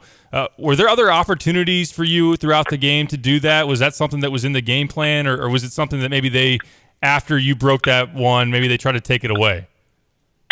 Yeah, I think, definitely, I think that's the first play of the game. So, that was definitely a great way to start the game. And, I think with the familiarity that, Coach Walters has over there with our offense and what we do, being over here at Illinois for, I don't know really how long it was, but being over here with, and going against our offense and, throughout practices and fall camp and understanding kind of what we do, I think he had a great plan for trying to, stop that in a way. Obviously, we caught him there and early in the game, but, they made adjustments to, to kind of take that away in some areas. But, credit goes out to them. There was opportunities where, I thought that we could catch them again, but they had a player for me at those times, and they did a good job there. Luke Altmyer joining us on the Tapman's Towing phone line. A couple more for Luke. Let's look ahead now to Nebraska. It's a short week. I think tomorrow will be. I think you're going to walk through tonight. Tomorrow will be your first kind of practice. Already a Tuesday, getting ready for a Friday game. What are you expecting against Nebraska? Obviously, nothing could take away the pain of Saturday better than a win against Nebraska to get you back to 500 and let you at least look and see some sunlight in the distance there. So what are we expecting against Nebraska? How tough is it with this short week to get ready for the Cornhuskers? Yeah, it'll be difficult. Obviously another Big Ten game, so that'll be difficult, in its own way. But, in Nebraska, a defense that's had some success throughout early in the year, and a tough group, and a unique scheme that is going to be tough to kind of master or to kind of understand, and just a few days, a great structure, a great scheme, and great players too. So Coach Lunny and his crew will put us in, like I said, put us in great positions for us to be successful there. And, looking forward to just get back on the field. It's a short week. I think that's a benefit coming off of a loss, being able to kind of get back out there and turn the page, more quickly than usual. Last one for you, Luke. We heard Brett Bielema after the game mention that he wants to get more involved in the offensive search for identity and production and whatnot. How do you, so far since Saturday, how have you seen him handle that loss and going forward? Just what's he been like with your team to try to get you guys back on the right track? Yeah, Coach B's a fearless leader. Obviously, he's the guy that we lean on, and in every situation, in the highs and the lows, and he always keeps us level-headed. He's been nothing but optimistic, but it's hard to hide the fact that it was a disappointing loss, and there were some issues that needed to be addressed, obviously. So, he made sure to address those, and I think he does a great job of turning the page as best that he can for our team, and win or loss, to be able to move forward and to be able to be positive and optimistic towards this week. And as the week goes on, I'll see how things shake out, with how involved he is in offense or whatever it may be. But at the end of the day, I don't really have much control over that. But he's such a great leader, so great relationally with us, and really thankful for his leadership and his role that he plays relationally, individually with all of us, and just trying to put us in great positions. And I know nobody's more excited than him just to get back in that win column. Luke, we appreciate your time and insights as always. Best of luck against the Huskers, and we hope that you guys do get back in that win column. We can talk about it on Monday. Let's go. So appreciate it, and we'll watch you in action on Friday night. All right, I appreciate it. You have a good one. All right, you buddy. too. Thank you. Luke Altmyer. That segment brought to you again by Dogtown Heating, Air, and Plumbing, your home's best friend. First Federal Savings Bank, local and trusted. Crossroads Contractor Supply, the right tools when you need it. Brian Hansen at State Farm Insurance. Visit brianismyguy.com, and by Carpenters Local 243. I'm not going to break ground here. I think every quarterback would take the heat. I think most quarterbacks would be in Luke's position where he's not going to call anybody else out. He's going to take and absorb the heat of that loss. And I get that. And I think that shows respect. that shows, a guy that gets it and somebody it's leadership too. The leadership. Thank you. That was the word I was looking for instead of respect. Certainly, I think we understand that the offensive line is an issue, and I felt like it has been since week one. It feels like Luke. I would love to have Luke Altmaier sit back there for 3 seconds and not be running for his life. I think he could be a really damn good quarterback. I think he could really pick apart defenses. And the other thing here, Derek, is, and one thing that we talked about with Jay in the first hour, and I kind of hit on it and chirped on it a little bit, is the sense that, did we come in expecting too much? I don't think you did. I think I did, as I normally do. I said 6 or 7 wins. Yeah, and I was at 8, and I just really thought that because of the West, I didn't think the West would be that good, and they're not. The West is not good. You were right on that. You're right, but I guess I thought maybe we'd be better than the West is bad, but I think we might be as bad as the West is bad, right? So.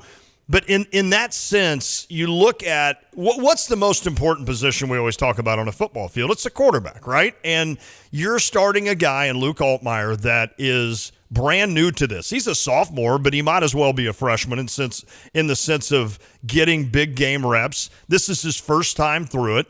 We talked, like Jay talked a little bit about Aaron Henry being a first-time defensive coordinator, in that he's going to learn every game, right? He's going to pick up things and get better to where hopefully you finally get to the point where nothing troubles you. Like, Purdue's going to come out and show a lot more pressure in the second half. Here's how I'm going to dial that in, and here's how I'm going to do with stuff like that. Of course, that's more of a Lunny question, but it's things like that I feel like Luke, I mean, while he's taken a lot of this and he's taken a lot of beating and such, I feel like his junior and senior year are going to be big years for him, especially I'm sure by the time he gets to be a senior, he's going to feel like he started 500 games in college. And if that is the case and he's healthy and he's indeed the quarterback for the next 2 years, this year and 2 more, then I think that's going to be a benefit for this team. And, you're playing a young quarterback. And while that doesn't avoid the fact that your offensive line has not been good, your defensive line has not been as dominant as I thought it would. There's just questions everywhere, right, on this team. So that doesn't, just playing a young quarterback doesn't make up for all of that. But certainly when your quarterback is very young himself, that's going to be not a very great thing going into a season when turmoil begins to happen, when your team isn't really that good anyway. And now all of a sudden you're relying on a sophomore who's making his first starts to kind of go out there and bail you out. Mm-hmm. I think Luke has showed me enough this year to know that I'm fine with him being the quarterback for the next 2 years on this team. And I think he's just going to get better and better and grow with guys like Malik Elzy and Hollins and Caden Fagan and Josh McCray, and hopefully the young man that's coming in from out west, the Valentine kid that is more of the quick runner that Jay wondered about. And even Aiden Lawfrey, I'd like to see him get a few more chances. Hopefully this offensive line continues to grow. I mean, I'm not giving up yet on this season, but I'm just saying when we look to the future, and that was one of the themes I wanted to point to with Jay, a big part of that is a quarterback that is very young. And I appreciate his leadership, and I appreciate the fact that he knows kind of how to do this and absorb it and take it all in himself. He's not going to come out and say my offensive line sucks. He's not going to do that. As much as we'd love to hear that soundbite, as much as we'd love to be like, oh, yeah. I mean, I'm not even saying that they're going to continue to. But so far, this has not been an impressive offensive line, and that has shocked me more than anything on this team. Mm-hmm. And I know that you've got a young man in Kreutz at a big position at center. And I think sometimes we overrate how important a Doug Kramer, how important a center can be for an offense. And I've asked Fred Wakefield in the past when he would come on with this. We need to have Fred on sometime. Fred Wakefield played offensive line in the NFL. And I asked him one time, the normal person, I don't even care if you played football. If you didn't play offensive line, I don't think any of us get how important and how tough and how weird things can be on an offensive line. If one thing is off, then all of a sudden everything's off. And here Illinois started 5 guys, and by week 3 we're moving guys around from the left side to the right side. And I never played the game and never even assumed to know what an offensive line, what that would be like. That seems tough to me. It seems tough to me that all of a sudden you're on the right. It'd be like me going out tomorrow and driving on the other side of the road. I could do it. but it would be very strange, right? And I would be like, okay, I just landed in London, and now I got to drive on the left side. What the heck? I mean, I think that would be awkward to go from the right to the left to the – I know it sounds simple to say, well, you're a guard, you should be able to play either guard spot. You're a tackle, you should be able to play either tackle spot. I don't think it's that easy. And I worry, and I'm not ripping Kreutz here, but I worry about how much an inexperienced center can mean to this as well. So I just think there's a lot of things there, and I'm not making excuses. I overrated this team. This team is not very good, and they're going to have to prove to you and I and everybody else that they're better than what they've looked so far, especially Saturday. They've got a lot of questions to answer for us to jump back on this bandwagon in the sense that we think this team is going to be good enough to make a bowl game this year. They got a lot of questions to answer, and it starts this Friday. But certainly, without telling you that these are excuses, there are some young kids out there that are playing and are only going to get better, and you've got one at the biggest position at quarterback in Luke Altmyer. And I think so far, I think he's done fairly well, and I'd like to almost see him run more, although he's not a very big guy. So part of that is like, well, I'd like to see him run more, but I don't really want to see him get hit. Yeah. So that's a little bit. He's already getting hit enough. Exactly. I did have the thought, and I wanted to ask him, after breaking that big one on literally their first play from scrimmage in that game, whether they just went away for it. I agree. From it, whether Purdue adjusted enough to have someone in contained and not give him that lane. But that has been killing Purdue's defense is the quarterback run. I mean, Mordecai had 2 that's right. touchdown runs for Wisconsin. Good the call. Syracuse quarterback ran for darn near 200 yards. And I'm not saying that Altmyer's Tim Tebow or anything, but right. It just seemed like one added dimension that Illinois maybe could have went to a little bit more. But to echo a lot of what you just said, like the fact you mentioned that by the time he's done playing here, it will feel like he's played 500 games. Well, Tommy DeVito had literally played 500 games exactly when he showed up here at Illinois. Brandon Peters had played a decent amount of football, at least a full season there at Michigan, and was an older guy. So by getting Luke Altmyer, you're going through the roller coaster ride of the growing pains. Yep. And I think early, the only reason that Illinois, I wouldn't say the only reason, but a big reason, especially late, that Illinois beat Toledo was because Altmyer gave Casey Washington a chance with pressure in his face to catch that ball and to escape Toledo, escape disaster. You would have lost that game otherwise. Kansas, I think Luke Altmyer in the second half is the only reason you didn't lose by 40. That's a great point. Him out there making plays. Now, he missed Isaiah in the FAU game and left some plays out there that hurt you and maybe didn't allow you to really run away from a FAU team that you should have ran away from.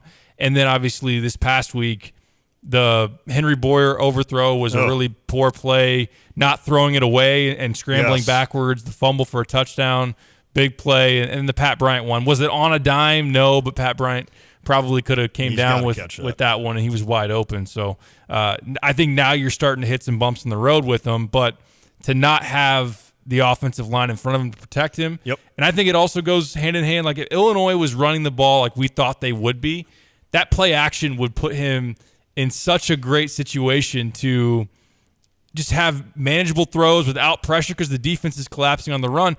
People don't have to respect Illinois' run game all that much because they're not opening the type of holes that we expected. So and when you're only getting 4 a carry. I mean, no, you're exactly right on that. And I know Lindy on the U of I line, the text line said, I like Altmyer, but he's missed on 3 or 4 wide open touchdowns. I agree. There's warts. There's warts out there, but I feel like they're going to get better. And that's the thing with Luke. I feel like those will get better. 309 says the defensive line has 1 sack in 5 games. Amen. That's incredible. And really, that's where you could argue. I mean, I'm not even going to argue this point. I think both the defensive line and the offensive line, compared to what I expected, have both been horrible.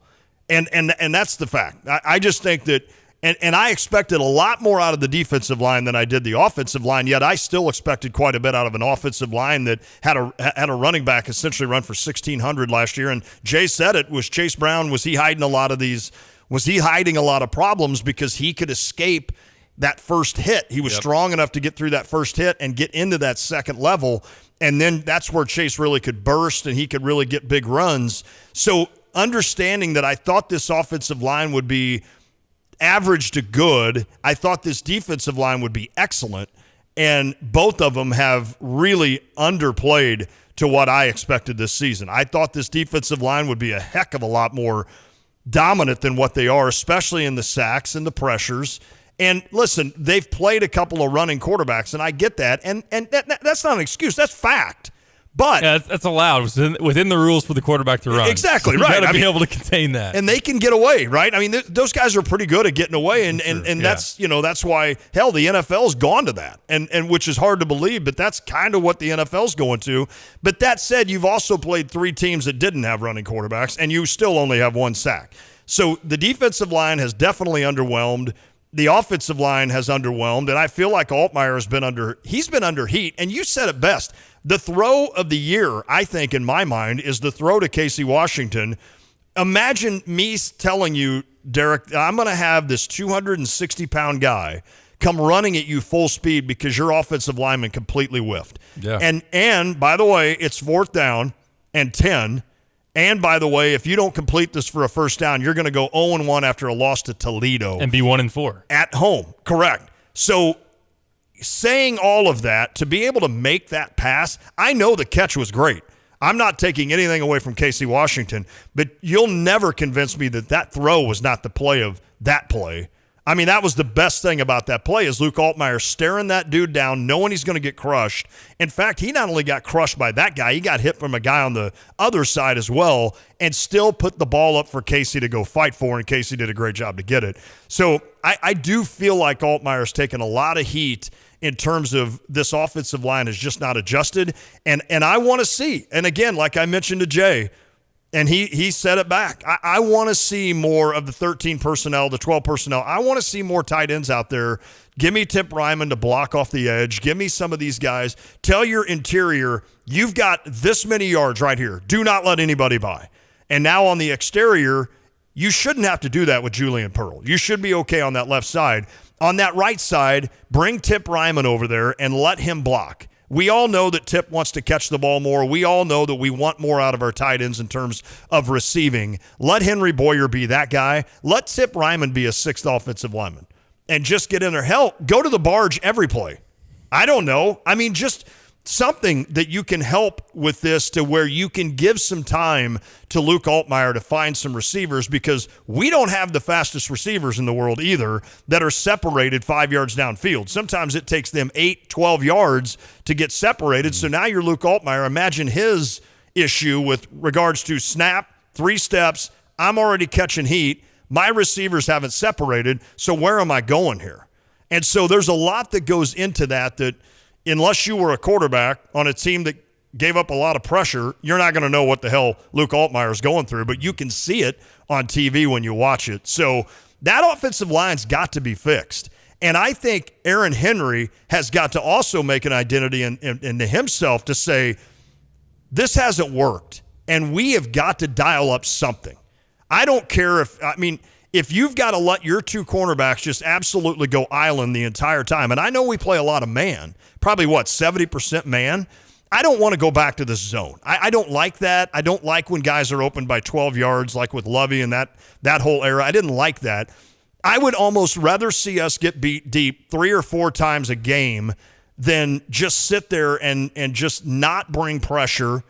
We got to start dialing things up. There has to be some unpredictability in it too. Yeah. Some disguise when they think you're coming and you're not, and then obviously bringing extra heat off of one side when it's not there, especially when Gabe Akis and Seth Coleman can't get there. Well, and you not only that, but Tariq Barnes and Dylan Rosiak are not the fastest guys in the world. They're not bringing pressure from the linebacker spot. Now, Adugla, I think he's a guy that could bring some pressure. He's done it in the past. He was your 3rd down and long guy that you would send in to get sacks. So, I mean, I don't even care if everybody in the stadium knows that he's the guy coming every time.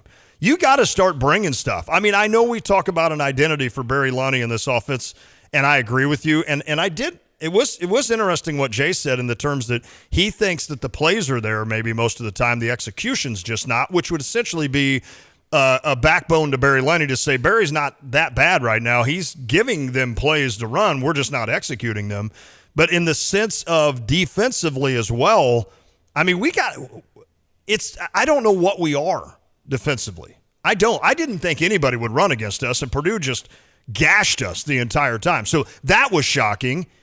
I thought guys Kansas would pass against us. Oh, big time. And while teams are passing against us, it's not as horrific as I thought. So I don't know. I mean, it seems so simple, doesn't it? It seems simple to watch another college game and watch a team just dominate, and it's like, why can't we be like that? I mean, that was us last year in defense. It's true. I mean, to go from 12 points a game to 31 or 2, that is a big drop. A big drop. So I don't secondary know. was really good. Yes, it is. But so was Ryan Walters, too. That's exactly right. And I think it's Aaron Henry's learning, we hope. And look, Aaron Henry might be part of that, whereas Barry Lunny's learning, whereas some of these young kids are learning. You know, Matt Bailey certainly doesn't help not having him in there, and Rosiak's young, and I could go down the list. I feel like in 2 years, you could have a pretty damn good team with Malik Elzy as a junior and Hollins as a junior and Caden Fagan as a junior and Hank Luke Beatty's Altmyer in as there. a senior and Hank Beatty, yeah, I forgot him, and Lawfrey, and you're adding Valentine, and hopefully some of these big boy offensive linemen that you've brought in that just quite aren't ready to go are ready to go and start opening some holes. But it's just, by me saying in 2 years I think Illinois could be good, all I'm doing is I'm playing right into we only have a good season every once in a while. Yeah, that's true. And that's what it is, right? I mean, that's kind of what we're playing into. And you got to use the portal. You got to be better in the portal. You do. It's the avenue is there. Yep. You're exactly right. And guess what? Things get tougher next season. You got Oregon on the schedule. Anybody watched Oregon play this year? Anybody watched USC play this year? Washington's super good. UCLA is pretty darn good as well. Oh, crap. Woo. Those guys are good. Dang it. And this is only, let's be honest, this is only going to help Walters more. Walters being able to beat Illinois for Hudson Card, being able to beat Illinois for the 4-star safety out of Chicago, and being able to just absolutely torch Illinois this past Saturday with all those Illinois recruits there. I'm not saying that he's going to own the state of Illinois now, but that is some momentum against his former stop, and it's unfortunate for Illinois. I started thinking, and obviously Brett Bielema has done what he's done in college coaching. I mean, he's proven himself to be a winner.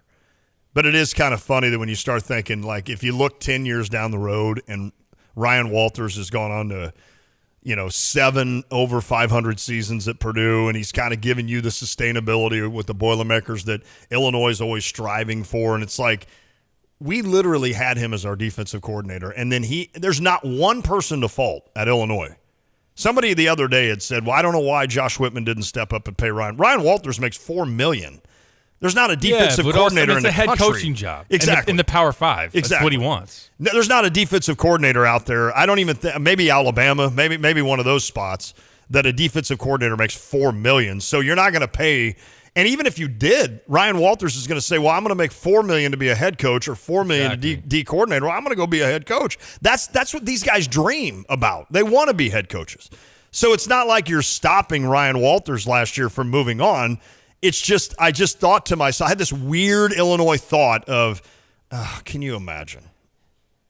That's but it's tough. not like you're not going to go to Bielema last year and go, hey, Brett, we've decided to replace you after an 8-win season with Ryan Walters because we feel like Ryan Walters is the reason that we won 8 games. And we have a better chance in the next 10 years. But you're not going to do that. Here's the other thing. You'd probably be having those thoughts even more if Purdue was off to a blazing 4-1 start. There's no doubt. And all of that. But they were on a fast track to 1-6 if you beat them. Yep. That's exactly right. That's a great call. And then they just came out and just beat the snot out of you. We just beat the heck out of that segment because we went for 40 solid minutes. We got to catch a break in a big way. Let's play a little Brett Bielema from today when we get back. It is The Drive. Since Busey Bank first opened our doors in 1868, we have built upon a tradition of close relationships and broad financial capabilities. Our experienced team provides the highest level of personalized service to ensure we accomplish your goals, simplifying your wealth management and business lending needs, and ensuring a legacy for generations. Building business, growing wealth since 1868. Proud to be the official bank of the Fighting Illini. Member FDIC. The world's largest sports book right at your fingertips. The Circus Sports Illinois app is ready for action. Now you can download, fund, and bet like a pro from anywhere in Illinois. CircusSports.com. If you or someone you know may have a problem with gambling, call 1-800-GAMBLER or text ILGAMB to 833-234. The Champaign Park District has some terrific fall events to jot down on your day planner. Flannel Fest will be in downtown Champaign and Westside Park from 11 a.m. to 6 p.m. October 14th and 15th with music, a mustache contest, and lumberjack show. The Great Pumpkin Hunt has you looking for small painted rocks in area parks throughout the month of October. On Wednesday, October 25th at Marketplace Mall between 5 and 7 p.m., enjoy the free Halloween Fun Fest. Learn more at champaignparks.com. Head to Merle Norman for your free gift with purchase. Shop now to receive a trial-sized eyeliner, makeup remover, plush lip liner, and a lip gloss. Available at Merle Norman, 706 West Marketview Drive in Champaign. Free with the purchase of 2 or more Merle Norman cosmetics products. Cosmetic accessories not included. Offer valid while supplies last at participating Merle Norman Cosmetic Studios only beginning September 1st, 2023. Limit 1 per customer. We reserve the right to modify the gift if needed. Not available at merlenorman.com. Hi, this is Kirk Lehman with Aftershock Decals and Design. And right now we are looking for an honest, hardworking individual that wants a career with Aftershock Decals and Design. If you have any kind of experience wrapping vehicles, tinting windows, we want you. You can't touch this. No, not that kind of wrapper. Can't touch this. Please go to our website at aftershockdd.com, click on the jobs tab, and send in your resume. We want you. aftershockdd.com. The hammering, the sawing, the drilling, all the sounds of the workplace are music to our ears. You can be a part of construction projects large and small as a Carpenters Local 243 member. Learn to excel with apprentice and journeyman training. Members enjoy all the benefits this internationally recognized union has to offer. It's a life-changing decision. Join the Local 243 family tradition. Contact Carpenters Local 243 at 217-356-5463. As the summer temperatures rise, make sure your energy bills stay low. Call Dogtown Heating, Air, and Plumbing to upgrade to a high-efficiency Lennox air conditioner. Dogtown offers financing, including 0% no interest for qualifying customers. And if you have rooms in your house that don't seem to stay cool, call and ask about the great rebates on the Daikin ductless mini splits. Call Dogtown Heating, Air, and Plumbing at 217-841-4728. Dogtown Heating, Air, and Plumbing, your home's best friend. Mom, she won't stop touching me. Blackbeard stinks. Guys, no phones at the table. Family dinner time? Not easy. But you know what is easy? OSF On-Call Urgent Care. When you need convenient, affordable care for minor illnesses and injuries, you need OSF On-Call Urgent Care. Be seen in person or connect 24/7 online when and where you need it.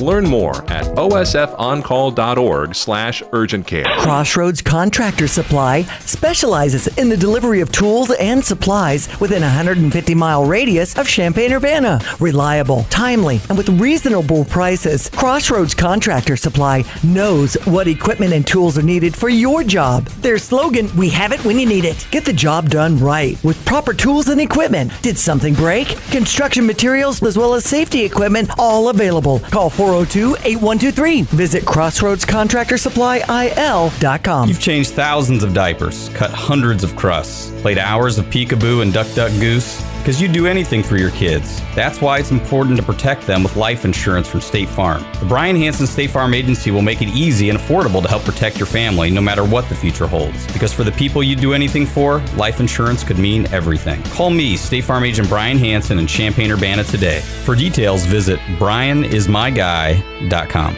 Like a good neighbor, State Farm is there.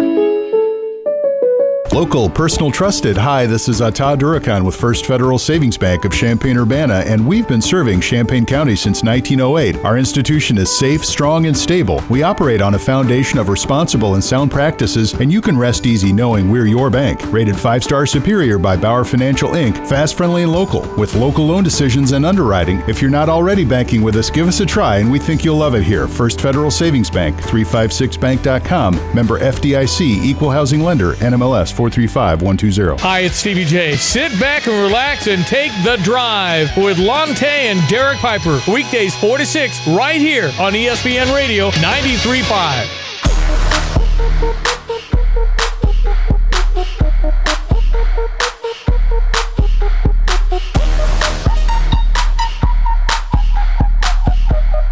Back on the drive with Sam Piper, ESPN Radio 93.5. Brett Bielema met with the media today. Wanted to get you some of that before we get out of here.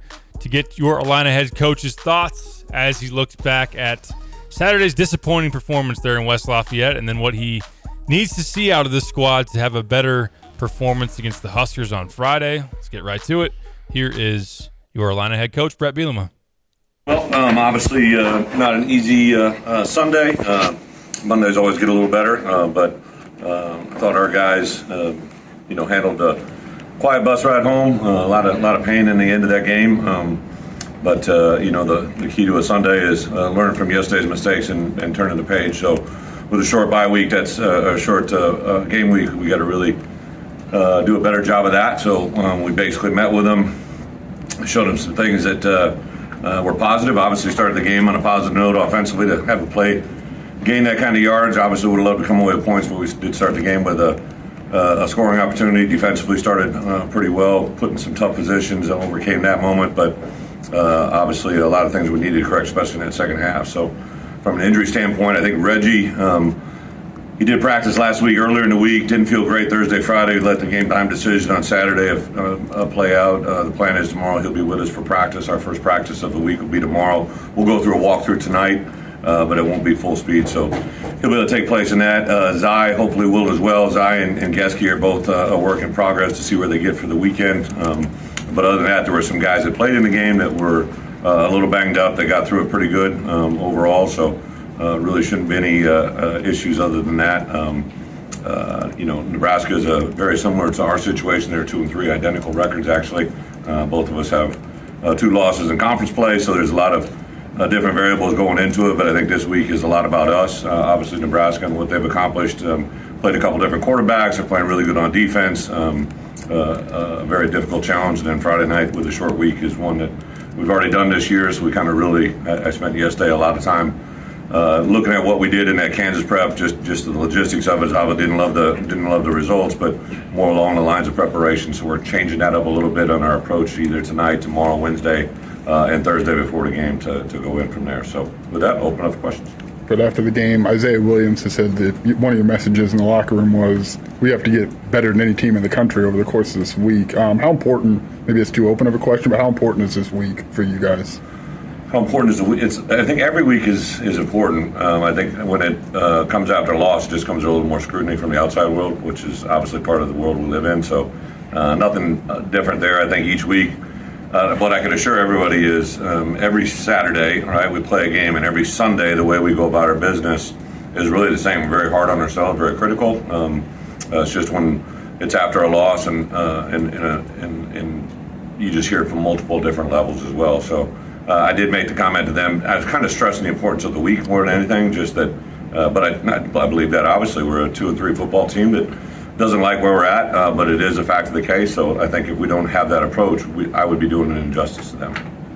Coach, go ahead. Not taking anything away from your opponents, but how much do you feel like you're beating yourself as opposed to opponents? Yeah, it's a good point. I think one of the things you guys have routinely heard me say: more games are lost than won. And the key ingredient to losing that we stress to our players from the first day I got here to where we are today are penalties, mental errors, and turnovers. And the NCAA.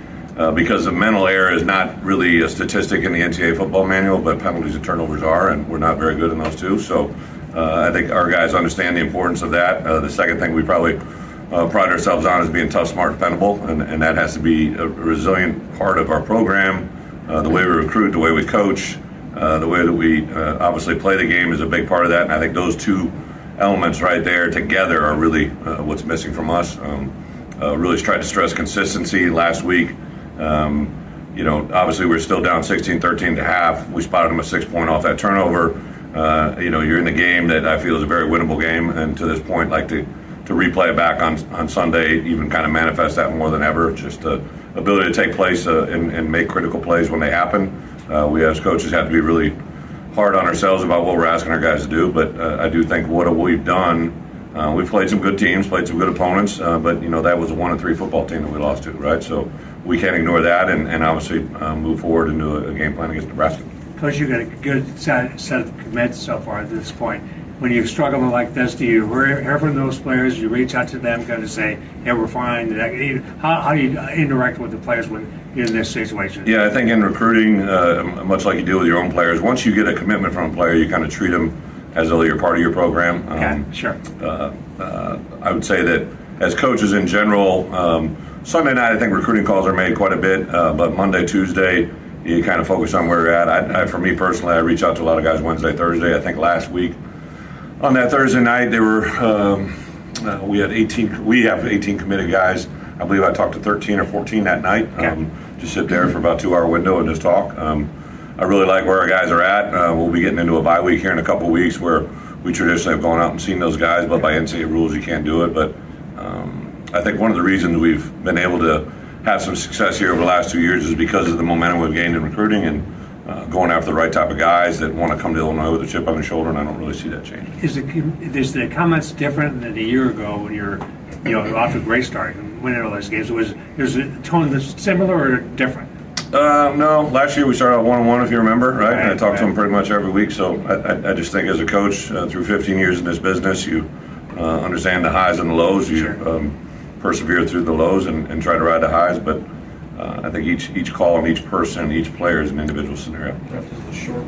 The change in the short week preparation, were you making notes during the Kansas week and the result was what it was, or are you making changes because of it? Yeah, man, that's a great point. One of the things I really try to ask our guys on Thursdays and Fridays during a normal game week preparation is if it's a Saturday game on Thursdays, we have a staff meeting about we have an academic Zoom at 2 o'clock, so we have our last staff meeting on Thursdays at 3 o'clock. I try to let everybody out the door by 4:30 just so one night a week they get to have a family night at home. So, but in that meeting, one of the last things I usually say is, hey, take an inventory of how you felt the week is gone. How do you feel Sunday, Monday, Tuesday, Wednesday, Thursday went? Make a note of it for yourself, but also for me, like anything we feel we can adjust, adapt. I literally had a meeting with Tank about an hour ago. We meet literally every day, just kind of, he had an early lifting group today because today is a work day for us. Usually Monday's a day off, but we had our entire roster in this morning for a lift this morning at 8:30, 9:30, and then we have them over this evening. So Tank and I are in constant dialogue, just kind of, hey, where are they at? Not just from his standpoint, he's a strength coach, but he's got a really good pulse on our guys mentally. I talk routinely every day with Jeremy Bush, who's our head trainer. Leah's our nutritionist. Anybody that touches our players, I talk probably more than any other head coach, I would imagine. Mike Maziart's our academic coordinator, and literally have a constant dialogue with him. Anybody that has a pulse or a beat with our players, I want to have a conversation with them what our guys are like. But as you said, The hammering, the sawing, the drilling, all the sounds of the workplace are music to our ears. You can be a part of construction projects large and small as a Carpenters Local 243 member. Learn to excel with apprentice and journeyman training. Members enjoy all the benefits this internationally recognized union has to offer. It's a life-changing decision. Join the Local 243 family tradition. Contact Carpenters Local 243 at 217-356-5463. As the summer temperatures rise, make sure your energy bills stay low. Call Dogtown Heating, Air, and Plumbing to upgrade to a high-efficiency Lennox air conditioner. Dogtown offers financing, including 0% no interest for qualifying customers. And if you have rooms in your house that don't seem to stay cool, call and ask about the great rebates on the Daikin Douglas mini splits. Call Dogtown Heating, Air, and Plumbing at 217-841-4728. Dogtown Heating, Air, and Plumbing, your home's best friend. Kelsey Furniture in downtown Tuscola sells Tempur-Pedic beds. What's it like? I'm going to tell you right now, Stevie, that thing is the best thing I've ever slept on in my life. My wife and I both have said we've never had better night's sleep. And the people at Kelsey's were fantastic. Brian is the guy that helped us. You know, as much as I did my research, he had a world of knowledge about beds themselves. Oh, man, it's like sleeping on a cloud, man. Kelsey Furniture, downtown Tuscola. Hi, I'm Tyler Weaver, president of Carpet Weavers Flooring and Furniture Gallery. Take a look around your home. Is it finally ready for some much-needed updates? If you don't know where to start, then just meet with one of our experts. We'll help you find the perfect waterproof plank floor for your kitchen or that stain-resistant, super soft carpet for your bedroom. Finish your room update with a custom sofa and chairs, or choose a trendy in-stock dining set that's priced right. Come home to Carpet Weavers, where floors, furniture, and family meet. Welcome to Sarah Champagne, where your dream car awaits. With an exquisite selection of top-tier vehicles, impeccable service, and unbeatable prices, they are your ultimate destination for automotive excellence. Experience luxury, performance, and style like never before. Visit today and drive home in the vehicle you've always desired. Sarah Champagne, Honda, BMW, Subaru, GMC, and Buick. Your journey towards automotive perfection starts here. Visit them at Sarah, S-E-R-R-A, champagne.com. Accumulation, preservation, generation. At Busey Bank, these are the principles we use to build meaningful financial partnerships with our clients and their families. With sound advice and vast resources, partner with Busey for a personalized approach to your legacy. Busey Bank, building business, growing wealth since 1868. Proud to be the official bank of the Fighting Illini. Member FDIC. Hey Illini fans, it's Mike Greenberg. Catch Lon Tay and Derek Piper weekdays from 4 to 6 right here on ESPN Radio 93.5.